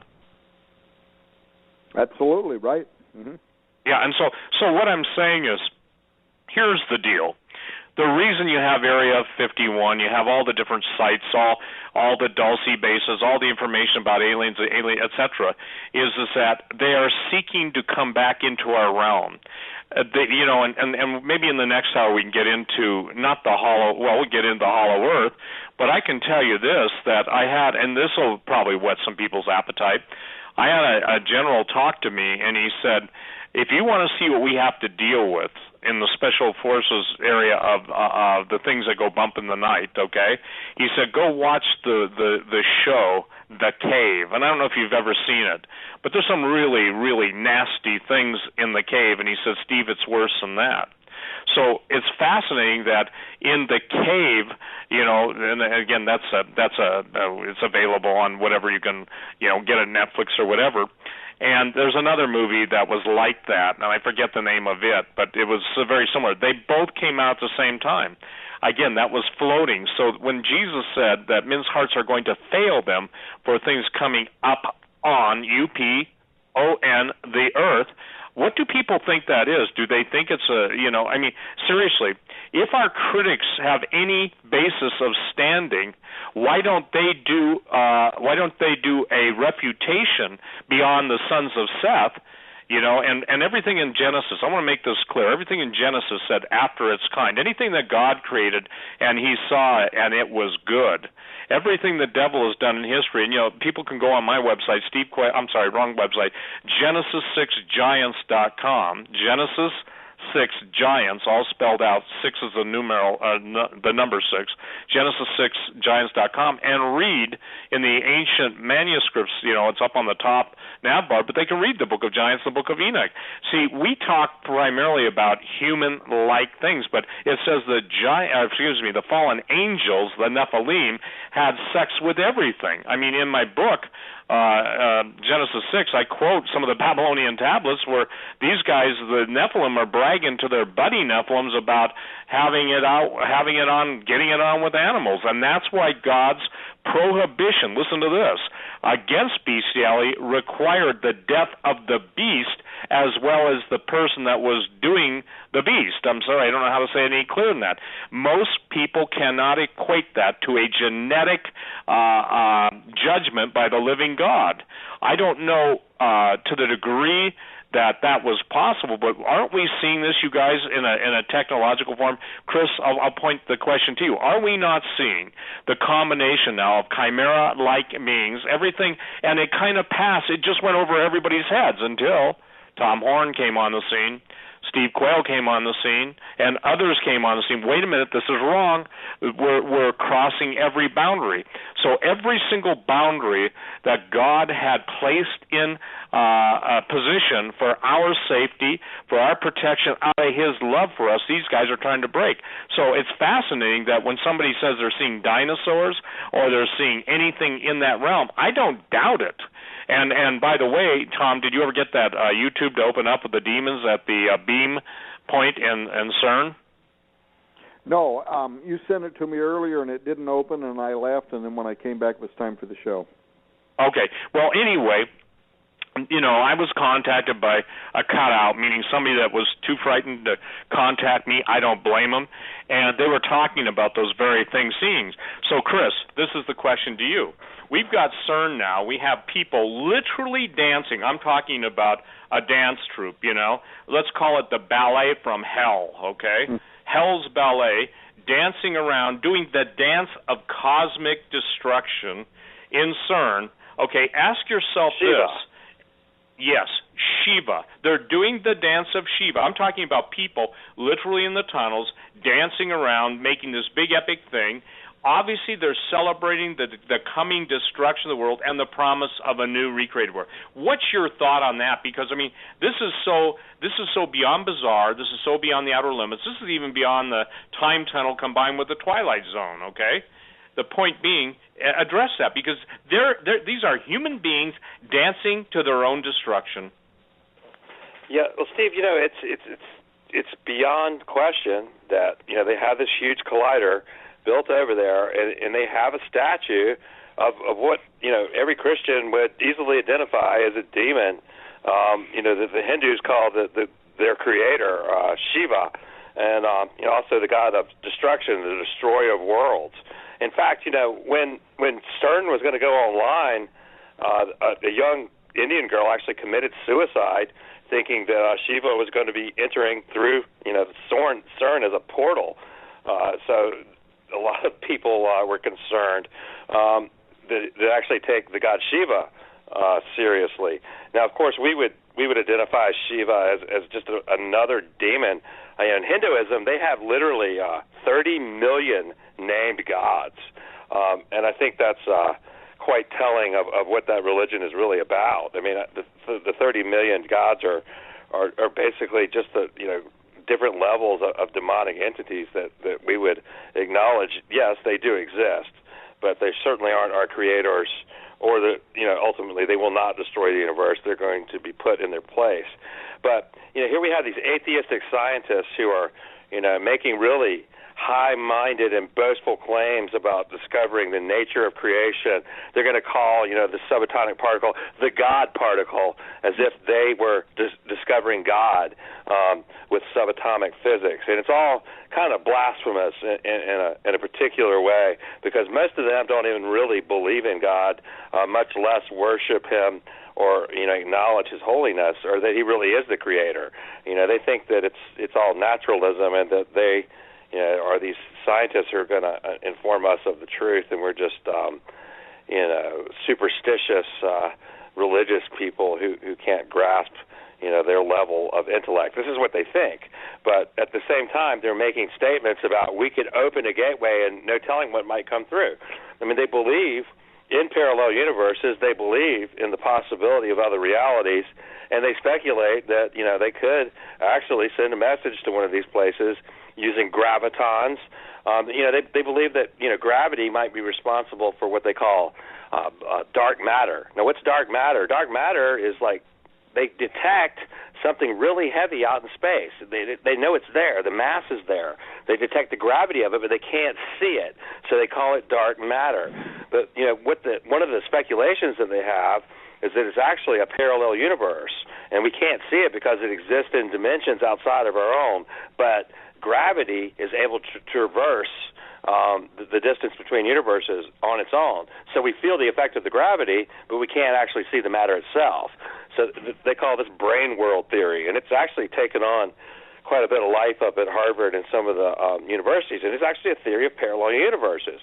Now, I think it's really interesting that these atheistic geniuses can believe in parallel universes, but they think that we're somehow superstitious for believing in heaven and hell.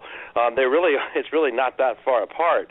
And the sort of ideas that we're talking about in our book on the path of the Immortals, when we start talking about portals and all these things that a lot of people maybe have occult associations with, these are absolutely scientifically respectable ideas these days. And there's a new movie out called Interstellar, where they actually travel through a wormhole and go to another universe trying to save the people of the Earth because our environment's going to be destroyed.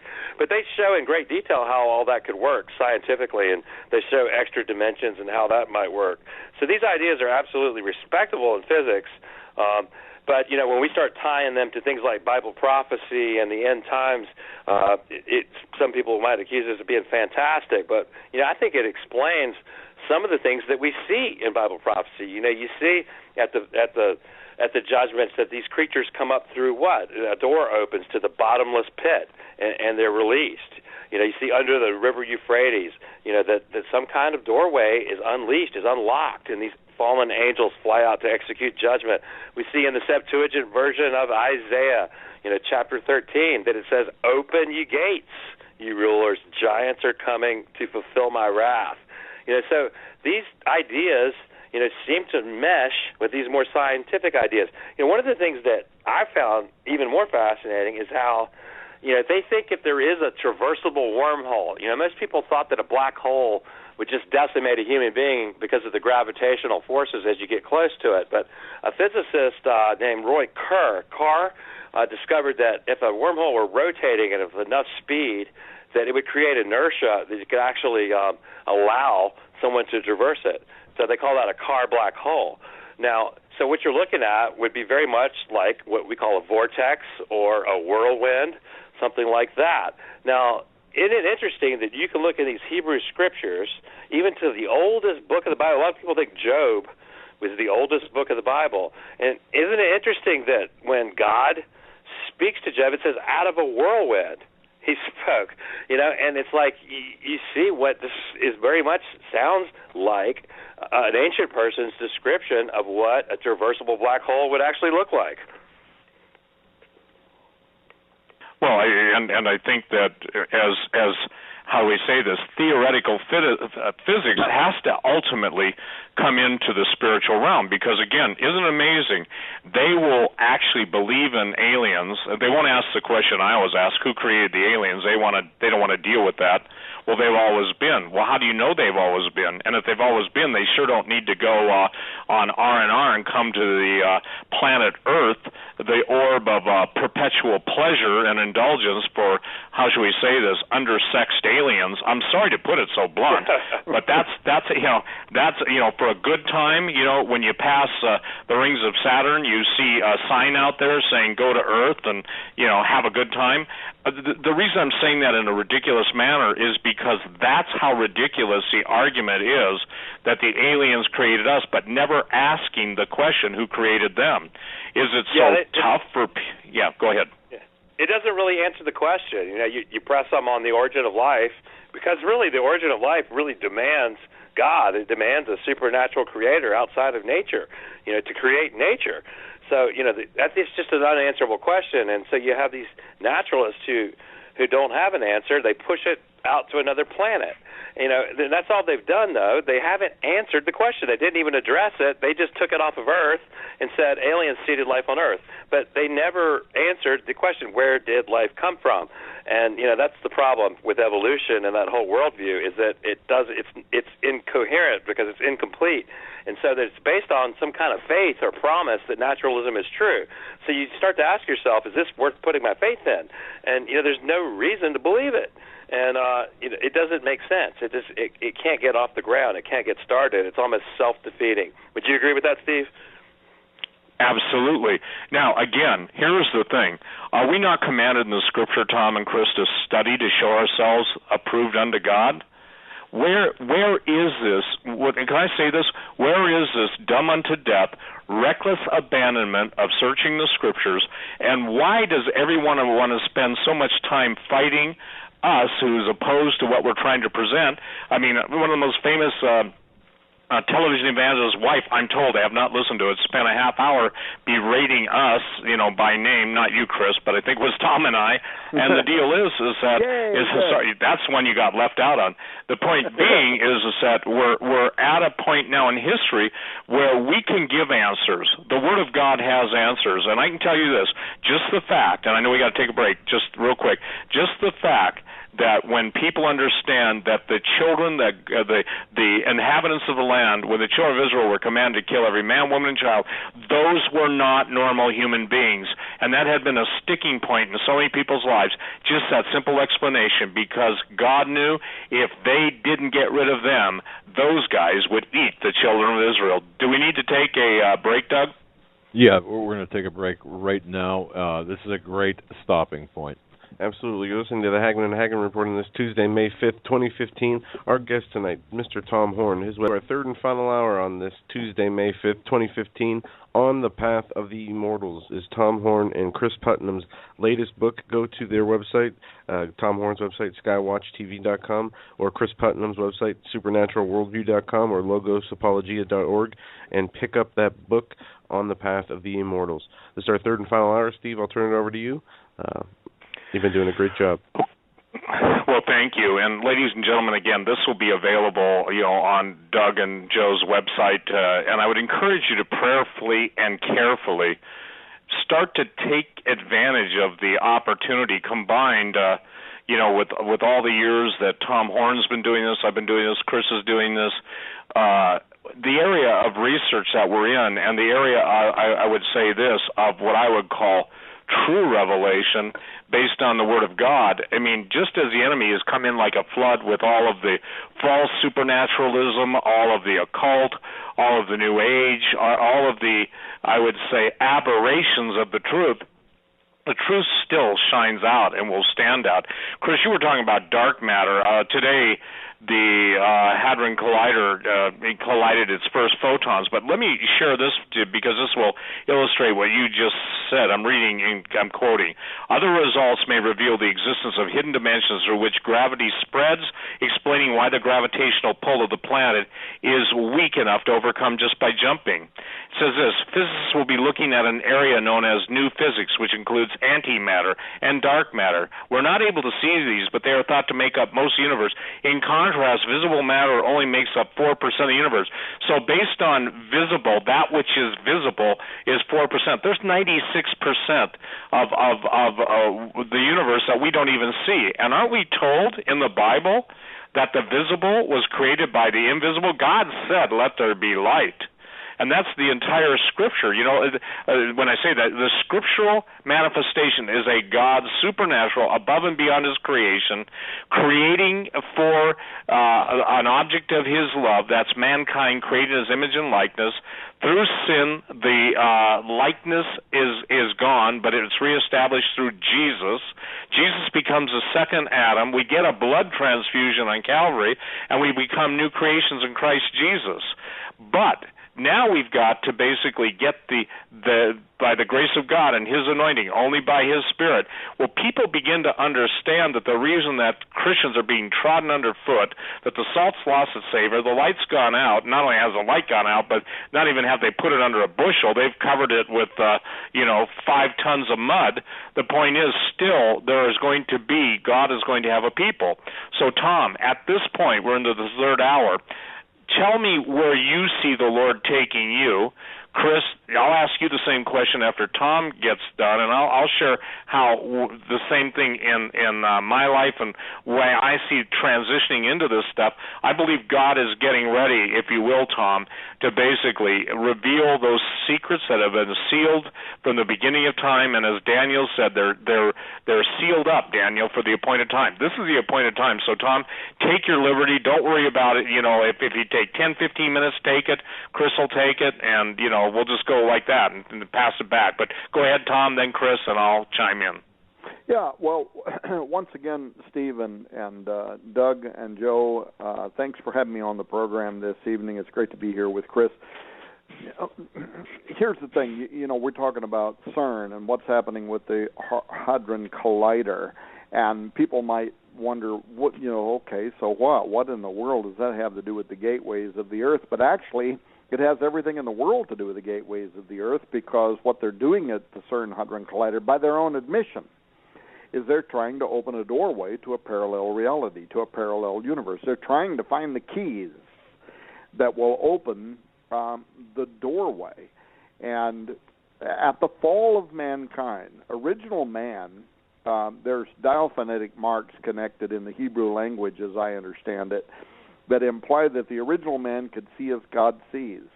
But after the fall, we just become Aman, man of red clay. We become something entirely different. The fall changed our perception of creation, and that's why we can only perceive 4% of reality. Our three-dimensional reality, or 4 if you add time. We don't perceive these other realities. 96% of what they're calling dark matter, and that's what they're trying to do. At CERN, they're trying to circumvent God. They're trying to circumvent the fall. They're trying to rebuild the Tower of Babel. They're trying to say, we will bring together all of the greatest minds and languages of all of the earth, and we will figure out what's going on here. We will figure out what the keys are to the doorway to the gods. There's an article at Forbes today. I think it's called How to Find a Parallel Universe, something like that. People can go and just look it up. And I was reading it earlier before we came on the program. Scientists there are discussing in somewhat very certain terms their faith that CERN is on the cusp now of discovering evidence for parallel worlds, parallel realities. And so they're running these experiments. These are, by the way, these are the most powerful experiments ever conducted on the face of the Earth. They are colliding protons, not right yet, but they are going to this coming week. 1 week from now, by the mid of May, they'll be colliding protons at nearly the speed of light, and they're expecting that they'll have something like 600 million collisions per second that they'll be conducting. Particle detectors, there's 4 of them that spread around that 17-mile Large Hadron Collider. They'll film the particles as they collide into one another. They get them going really fast, almost the speed of light, and then they narrow down magnetically the pathway that they're traveling to about the width of a human hair. So you have literally hundreds of millions of protons that are being accelerated almost the speed of light. They're going to collide them into one another. And then they're going to, when they collide into each other at those speeds, and this is speeds we've never done before. We've gone from 8 TeV, which is tera electron volts, to 13 TeV. This has never happened on the face of the Earth before. These colliders are going to literally explode apart beneath the surface of the Earth inside that collider, and then they have detectors that film what happens when those break apart into their subatomic particles. Now, what are they doing? They're looking for quarks. They're looking for gluon. Go back and get the series that Steve Quayle and I did. It's a 6 or 8 part series called The Days of Noah or something like that. And here's what's amazing, Steve. You and I did this something like 7 or 8 years ago when the CERN collider was going online for the first time, and we said they're looking for gluon, they're looking for quarks, they're looking for gravitons. Well, guess what? 6, 7, 8 years later, they're looking for exactly what you and I said they would be looking for. So, but so what, right? They're particle physicists. So what? They're trying to make out what all matter is made out of. So what is answered in this way? First of all, they're trying to figure out gluon is the overlaying of sound waves.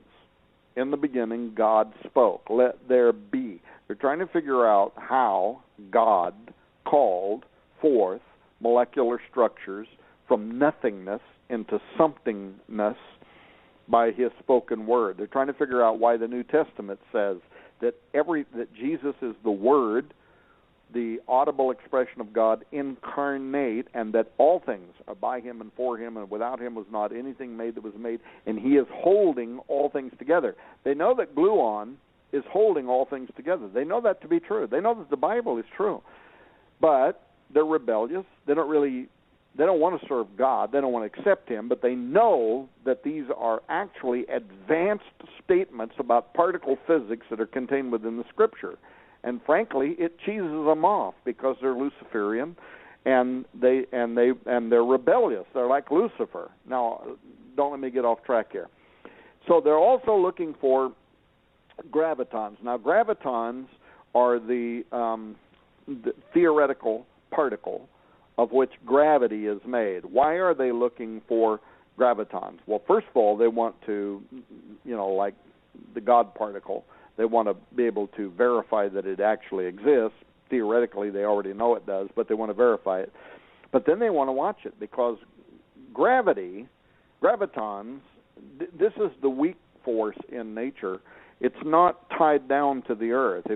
And I'm not going to get bogged down here, but if you study string theory, most of the strong parts of the standard model of creation say that there are strings that hold everything to the Earth, but gravitons are not like that. They're weak. They can escape into what they believe to be parallel universes, parallel realities. So what they are doing, and this by their own admission, this is not Tom Horn making this up, this is what the top theoretical physicists, including the director from CERN, has said that they are looking for. They want to create miniature black holes. They want to create the environment of that would be similar to the Big Bang, although they don't believe in the Big Bang no more. But they want to recreate kind of that issue, so that they can see what's happening with these gravitons. Why? Because they have evidence in some of their earlier experiments at CERN that gravitons were disappearing. They film what's happening with the breakup of these subatomic particles, and where there ought to be subatomic pieces of the proton, there seems to be a doorway there. They seem to be gone. They're going through some other reality to somewhere else. They're literally disappearing into a parallel reality. So what they're doing now, by super-energizing the CERN, is they want to make sure that those early experiments were real, and that in fact gravitons are escaping into a parallel reality. Now I want to recommend to people that are listening to this program to go to YouTube, look up Brian Greene's documentary, The Theory of Everything, which is his documentary on string theory. You'll find it there. It's 2 or 3 hours long. Fast forward in that documentary to 33 minutes. You love that, don't you, Steve? A Masonic marker. Fast forward to 33 minutes in the documentary, and listen now as physicists start explaining how, if they can prove that gravitons are escaping into a parallel universe, that gravitons then might also be, here's the important point, might be the vehicle that we can use to send messages through from our reality into that parallel reality to make contact, like sending digital strings of ones and zeros, or a high-tech Morse code, if you will, to send that through to say we are here, and then to wait and see if we have something that comes back that says, we're here too. Or maybe as Steve Quayle might phrase it, we'll be right there to eat you. But that's what we're doing. And this is why Sergio Bertolucci, the director of CERN, has said that we are intending to open up a doorway. That's what he said. And he said we might send something through it. That's what he's talking about. We're going to try to figure out how to use gravitons to communicate with this parallel reality. He said we're going to open a doorway. We're going to send something through. But he said something might also come through that doorway back into our world. That's exactly what they are trying to do. at CERN. They are literally trying to find the keys that will open the doorway, the stargate, the portal that will allow this other reality to come through. And now they're working on other experiments. They're looking for dark matter, which Chris was talking about a moment ago. They're searching for tiny black holes they think could be gateways to these parallel universes, alternate dimensions. And the hope is that in the meantime, they're not going to open up something that could literally unleash hell on Earth, because 13 TeV, 13 tera electron volts, I would just challenge the listener, go out and look that up to understand what that means. There has never been anything that has even come close, not even close, to the power of the experiments that we are going to begin in about 7 days from today. Chris. Hey, Chris? He's still connected with us. Yeah. Oh, yes. There you go. Are you I there, can Chris? keep talking if I need to. No, I'm here. Chris, go ahead, Okay. Chris. Take your time. Well, yeah, Okay, the I was questioning- looking back. Can you hear me? Yes, we can hear Hello? you. Okay. I thought there was another problem with the mute button or something. Okay, yeah. I was looking at our notes here. We're talking about CERN. We're talking about, the particle physics, looking at the very small. So we're looking at this on one end of the picture. On the other end of the picture, we went up to Mount Graham. We're looking at astronomy. We're looking at the big, the macroscopic. We're looking at black holes and things of this nature. And it's really quite astounding when you see that it's coming from both ends of the spectrum. We had articles coming out just as the book was going to the publisher. An article came out saying the Milky Way galaxy could be one great galactic transport system, that every spiral-shaped galaxy is actually a black hole, is actually a wormhole. And then another paper came out saying that every black hole that they see could really be a wormhole. And these papers are coming out just like in the last few months. Right at the same time, you have the very small, the particles, the physics going on at CERN. And, you hear these statements coming out that we could create a wormhole. Now, interestingly, when they talk about making a traversable wormhole, if we were going to try to manufacture such a thing, big enough for a spaceship or a human being or something like that to go through, they would actually start it at the very small.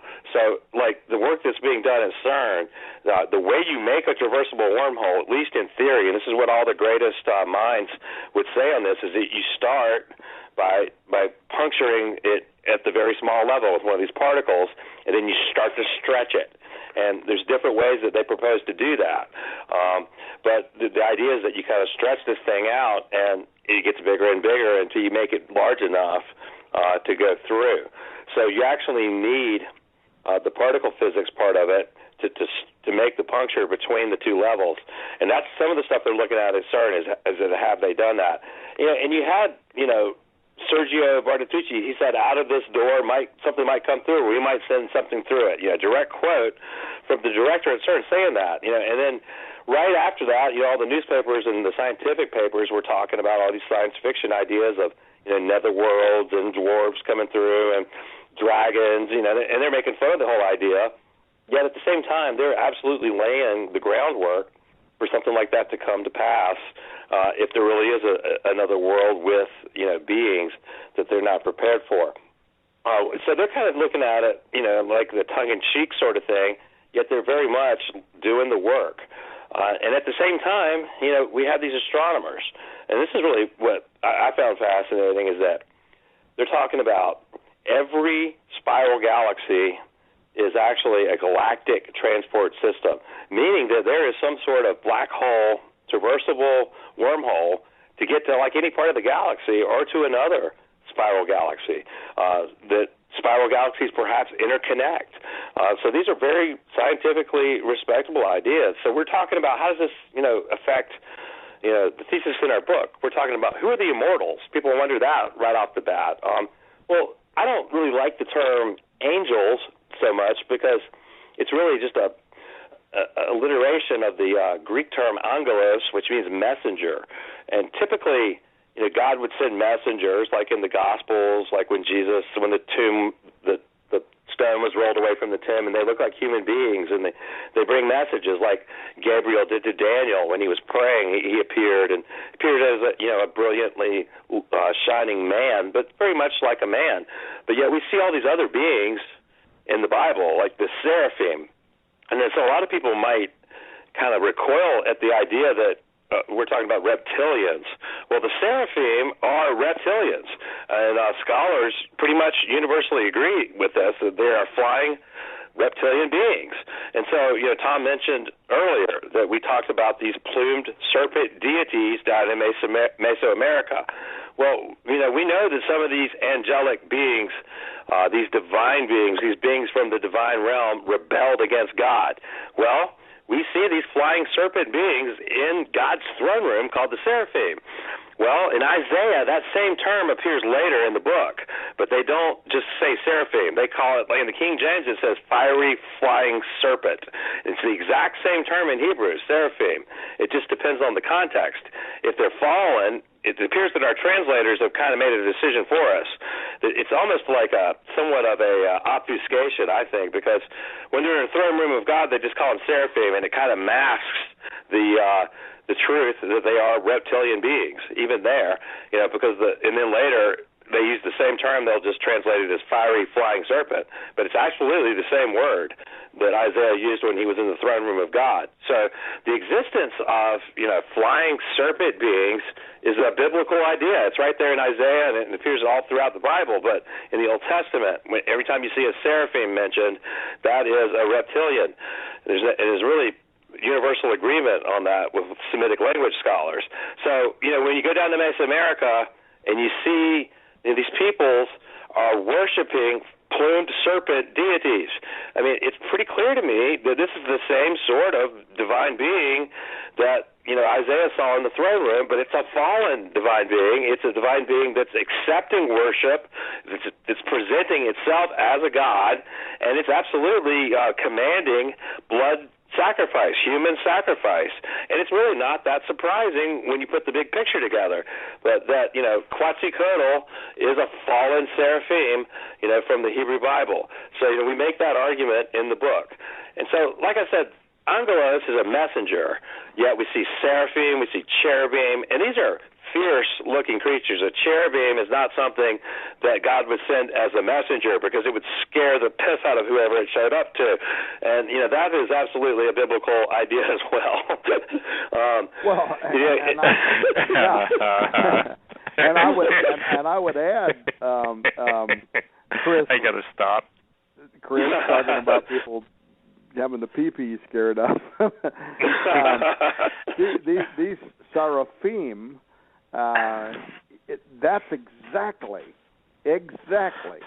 what Dr. Mose described. It's exactly what the Apache and the Hopi described, but it's also what we show in our film, our exclusive film that we shot of the petroglyphs. And when we went down into the petroglyphs, we hired a Cherokee guide to take us into places where the public can't go. We went actually literally past a locked gate where you can't go. And I got to tell you something about something else you told me in a minute, Steve. Don't let me forget about the Fifth World. But he takes us down there. We shoot film petroglyphs that were drawn as early as maybe 1,000 years before Christ, and it shows the spiral vortex, right, Chris?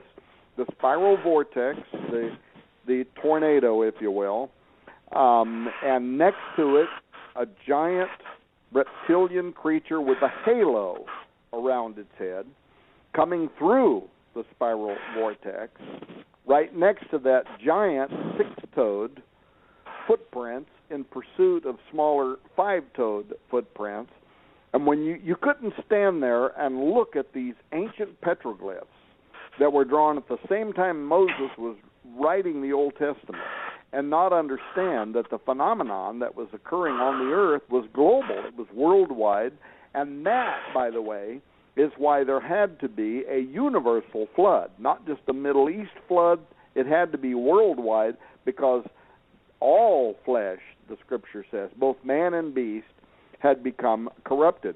But these seraphim that were here in the U.S., and the ones that Chris is talking about in the Hebrew Old Testament, and the fact that they're terrifying, it doesn't make me feel much better when we're talking about CERN and what they're trying to do at CERN, to know that dedicated right outside of the headquarters there is Shiva, the very entity you guys were talking about, the deity, the Indian entity that destroys at the molecular level and rebuilds at the molecular level. But what I would challenge people to do is go and go to Wikipedia and look up the Shiva statue that is standing there. Blow up the image until you can read the dedicatory that is on the bottom of that statue. That's the part that'll blow you away, because the statue isn't just there. The statue is dedicated as the omnipresent God. Instead of Jehovah, this Shiva is dedicated as the omnipresent God. Additionally, CERN is actually located in St. Genus Quayle. Now, this is a township in eastern France. It lies on the border with Switzerland. It's nestled into the foothills of the Jura Mountains and Lake Geneva. This Quayle was actually established by the Romans in ancient times as, guess what, Apaliacum. It literally served as a location for a temple to Apollo or Apollyon, which is listed in the book of Revelation as belonging to the king of the hybrid fallen creatures that rise up out of the pit. This is literally the king, Abaddon, Apollyon, of those who are beneath the surface of the earth, behind that gateway that's going to open up when Revelation 9 unfolds, and a star having a key to the bottomless pit descends to the earth and opens that bottomless pit. So I'm telling you, this is kind of concerning to me that this is where CERN is operating, that they are attempting to find the key to a doorway, even admitting it. They're talking about it publicly. It's exactly what they want to do. They want to make contact with another reality. And yet the Bible, thousands of years ago, saying that this was exactly what was going to happen, but it actually says that this Apollyon is going to rise up out of the bottomless pit, and he's going to actually enter into the Antichrist and become the king of the end times New World Order. Well, it's interesting, isn't it? We're talking about necromancers, if you use the word Rapha, Chris, out of, the Hebrew, the dead, or Rephaim, the dead, but isn't it, I got a new word for you guys, okay? Where in the old days we used to have necromancers, now we've got technomancers, okay? Mm-hmm. I mean, people that are usually, how do I say this? They're using the very technology of the fallen ones to release the fallen ones to make war against God. I want to read something, because this will blow everyone's mind. For those who don't think the Bible's relevant or contemporary or can deal with issues like this, let me read Colossians, the first chapter, the 6 verses. This is really important. Written by, obviously, Paul to the Colossians. Giving thanks unto the Father, which has made us meet to be partakers of the inheritance of the saints in light, who hath delivered us from the power of darkness and has translated us into the kingdom of his dear Son, in whom we have redemption through his blood, even the forgiveness of sins. Now look at that. Who hath delivered us from the power of darkness. There is a power in darkness and has translated us into the kingdom of his dear Son. God is giving the contrast, and Paul is actually giving the contrast in Colossians of the difference between light and darkness. Who is the image? It's talking about Jesus, of the invisible God, the firstborn of every creature. For by him, Jesus, were all things created that are in heaven, that are in earth, visible and invisible, whether they be thrones or dominions or principalities or powers. All things were created by him and for him. And he is before all things, and by him all things consist. And he is the head of the body, the church, who is the beginning, the firstborn from the dead, that in all things he might have the preeminence. I believe, Tom, Chris, that gravity is a pressure, and I believe the very power. If you say power and put your hand up to your mouth, that's a stop plosive, and that power is literally the word of God is a gluon. Okay, and I believe that the absolute, and I don't know how it's going to happen, but at some point, here's something that we'll see it comes to pass. The relationship between sound and light beyond lasers and masers, I'm not talking about that, the very harmonics of the universe. You guys, you can go on YouTube and you can listen to the different sounds that are emitted. It talks about the morning stars singing together. Well, the point being in all this, and this is where we're getting for, is dark matter has a presence. Even when Kurzweil wrote WROTE, his book on spiritual machines, it's kind of like a Stephen King novel. The question is that what happens when, how do I say this, the transform point, the point between the spirit world and the physical world is bridged to such an extent that everything, Tom, everything, Chris, that we've known as what we see or as we perceive as existence comes into our dimension. When the invisible becomes visible, when the principalities and powers and spiritual wickedness, and by the way, I think they just go on vacation in Washington, D.C., okay? But the point being, I really do. And someday we'll do a show on that. But the point being is that we're now in a time period unlike any other. And I always love the words of Jesus, because I think every statement he makes is infinite in the dimension and meaning and depth. And to the degree we seek him, he reveals a new, if you will, like an onion skin, he reveals a new level. But what we're talking about right now is we're talking about the very technology that was used in the ancient wars, obviously the Indian Vedic texts, all of their epics. Fascinating, Tom. I think you and I talked about this at your house when I was there last week, and Chris, I think you did. But the point being is that even the Indian astronomers and the Indian rocket scientists, and they showed up at a NASA interstellar conference with ancient Sanskrit description about how Vimana flying machines flew, how to fly the Vimana flying machines, what the fuel sources were, and everything else, and it kind of got, isn't that silly? Well, it's not silly at all. And now from what you've said tonight, Tom, I will say this again. Chris, I will say this. I believe tonight what you shared about Iraq, and I just filled in a few minor details, is absolutely a pivotal and seminal turning point. Because at some point, they're going to bring out some of the ancient technology.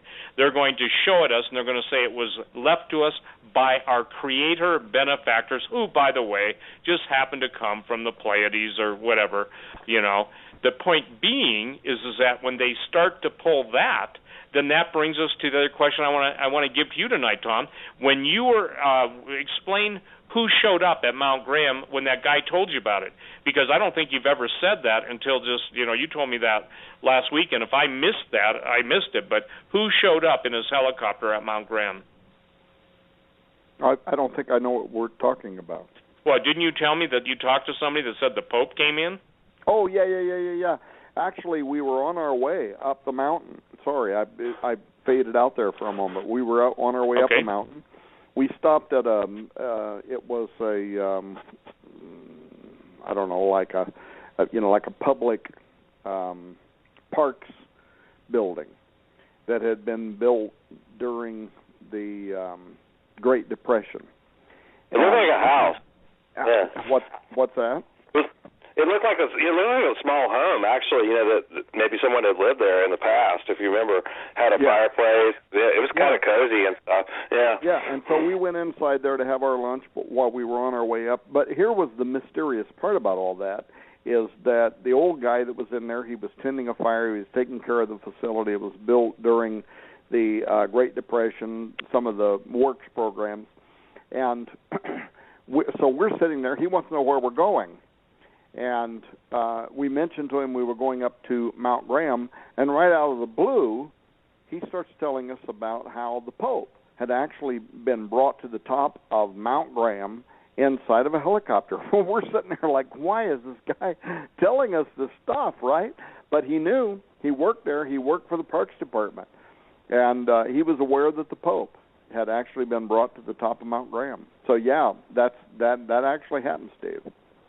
Well, and then fill in the blanks. People go, well, why would the Pope be brought there? The answer is he had to see what the instruments had located, which goes right back to what you guys have been writing about, and when you were interviewing the Vatican astronomers and who they're looking for. I mean, and I want to say this, he was looking for his first glimpse of Lucifer. Yeah, and so let me say a couple of things, if I can, real fast.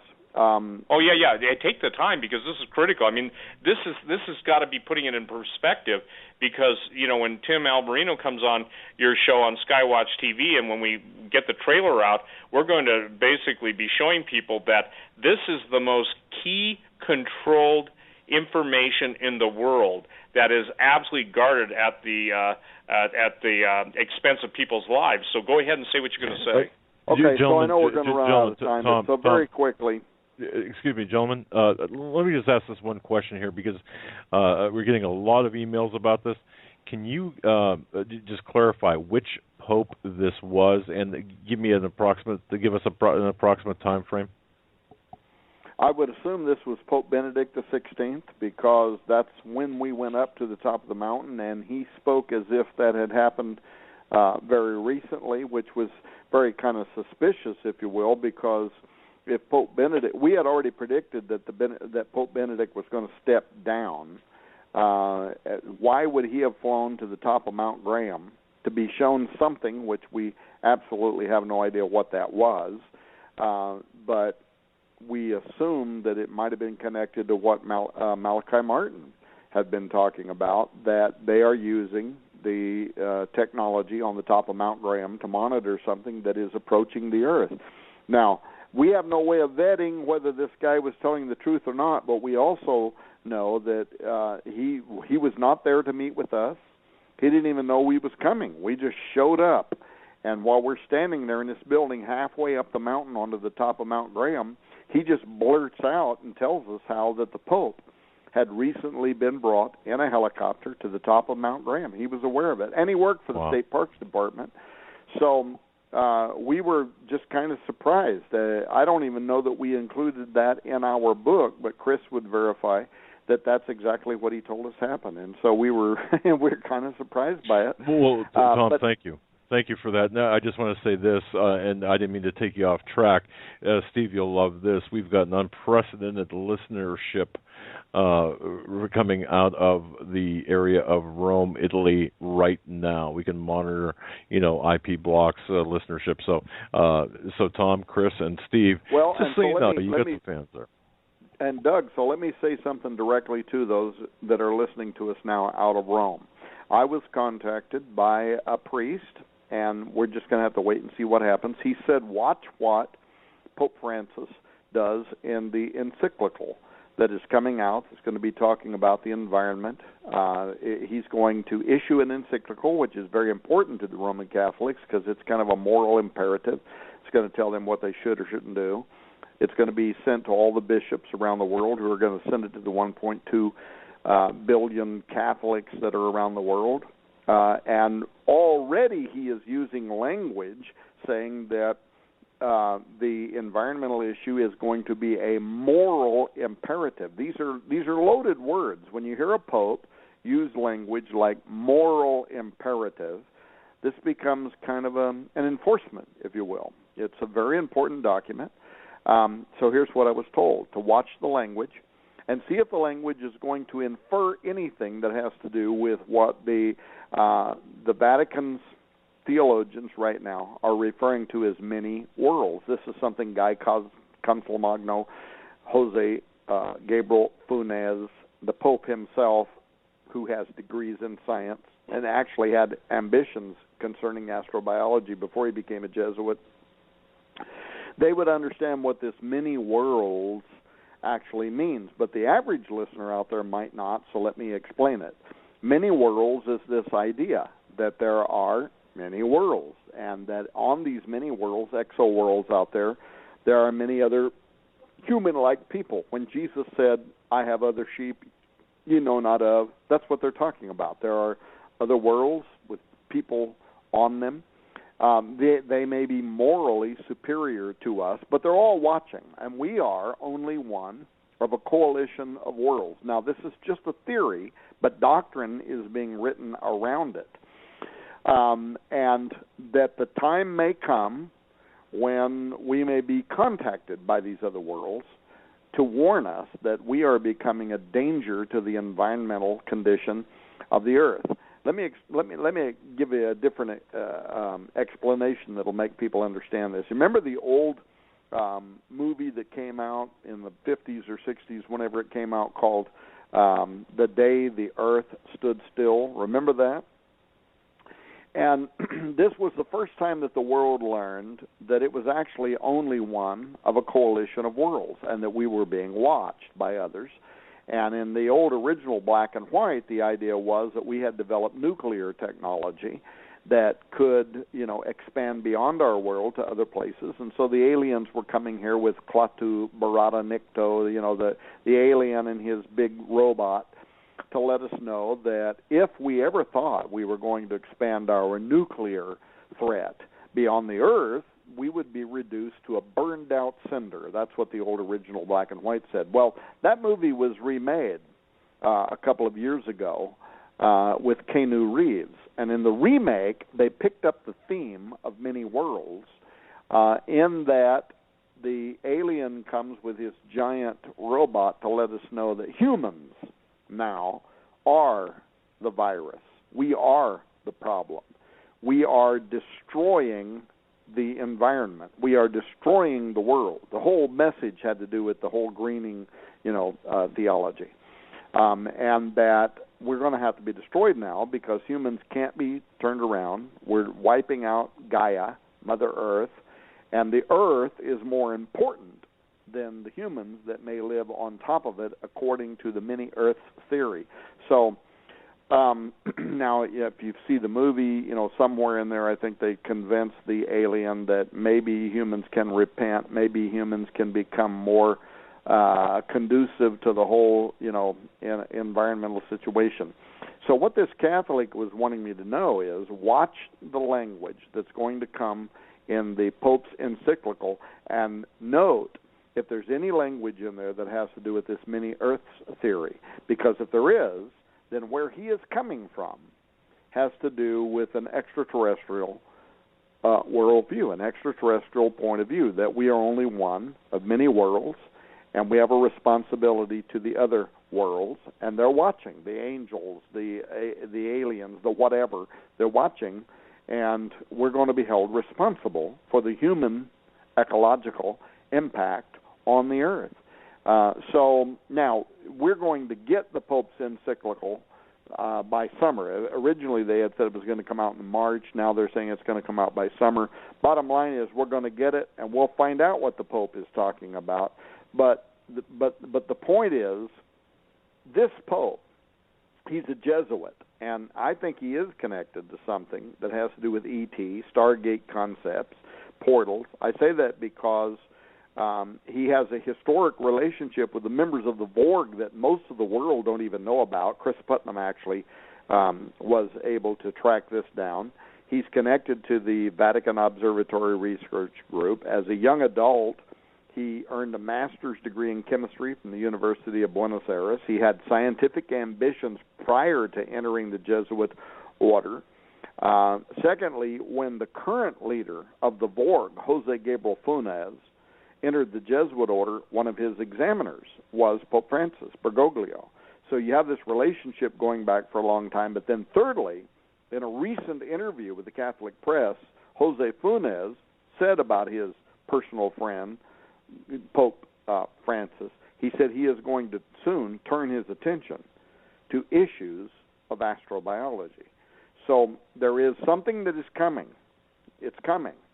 This Pope's going to make it either in this encyclical or in some authoritative document following that. He's going to make some commentary that's actually going to tie back to this work on the path of the immortals, doorways of the earth, extraterrestrial intelligence.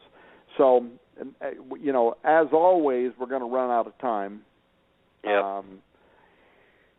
There's a lot of things we could say about what the Bible says about the earth being a holding tank. That's a biblical fact. It's the Old Testament paradise location, Sheol, Hades, but it goes much further than that. Job 26:5 talks about the Raphaim squirming beneath the surface of the earth in anticipation of their resurrection. So there's just so much information we didn't have time to cover tonight.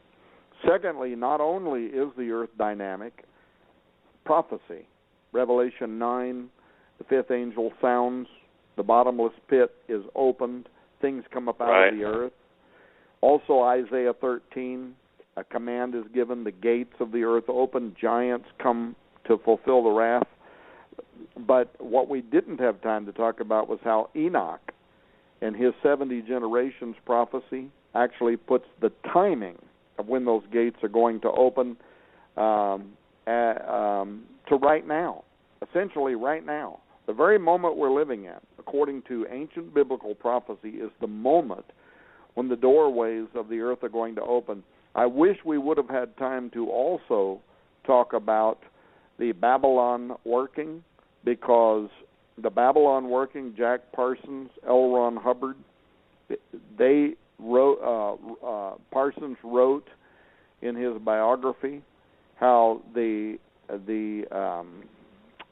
spirit of Babylon was incarnated in a female child, 1947, who would rise up to assume prominence as a feminist in the world, and only one person fits that goal, who is probably the leading candidate for the next president of the United States of America, born exactly when the Babylon working said that she would be, and that's Hillary Clinton. I don't know that that's going to turn out to be true, but that's a fact.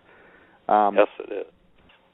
So, just like always, you know, we're out of time. So I'll just tell people, if they want to get the Path of the Immortals, we have a promo going on at skywatchtv.com, $200 worth of books, free DVD, movies. One of those is not available anywhere. It's the 2.5-hour special investigative report on the Path of the Immortals. You can't get it anywhere else. We're giving it away free.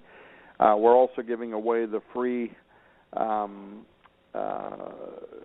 Ahriman Gate 8-hour audio book. So a lot of stuff. If you want to check it out, go to skywatchtv.com. You'll see the banner there with the countdown clock on the top of the website, and you can check that out if you want to learn more about all of the information that we didn't get time to talk about tonight.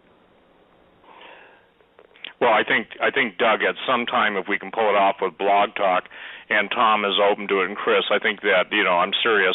I think we need to do, and this isn't just a cursory or silly statement on my part. I have longed for a time where we could go 6 hours, okay, straight, because it one thing leads to another. Tom and I talk about that. You know, we get off a show like this and go, why didn't we get that? Well, it wasn't time, but based on the email you just sent me, there are a lot of people. Tom, I just sent this to you, but as Doug said, the largest listening block from Greater Rome. Now, you'll love this. Maryland and Virginia. It looks like the entire intelligence agency has come in. .mil, .gov addresses are there. They don't care about hiding their IPs. Now, let me share something with everybody, especially you guys in the mill industrial complex and all of you in the intelligence community and all of you in the religious community worldwide. There is a God who is holy, who sits in heaven, who spoke the worlds into existence. No one can know what the king thinks on his bed in the night, as the dreams that either trouble and form pass through his consciousness or subconsciousness. But what you're hearing tonight, all of you listening in, are the absolute truths that will fill out, not only will fill the pages of history in the future, but play out before your very eyes. The striking thing to me, Tom, is that even though people that are, and I'm told by the Special Forces community that you have to be acclimated into this world, because once you start seeing this stuff, it totally it does stuff to your mind. Okay, God in His infinite love, in His mercy, Jesus in His amazing blood has kept this stuff from our dimension for our safety. But because men are playing God, because men, and by the way, it was the standing seraphim that Chris talked about that was the one that bewitched Eve, okay, or beguiled her is a better word.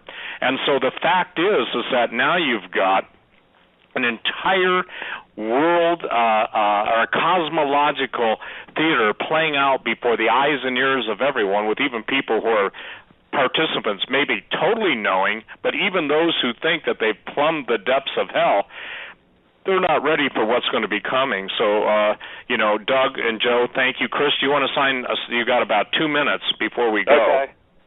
Sure. Thanks, Steve. Jesus, in Luke 21:25, he says, "There will be signs in the sun and moon and stars and on the earth, distress of nations and perplexity because of the roaring of the sea and the waves, people fainting with fear and foreboding of what is coming on the world. For the powers of the heavens will be shaken."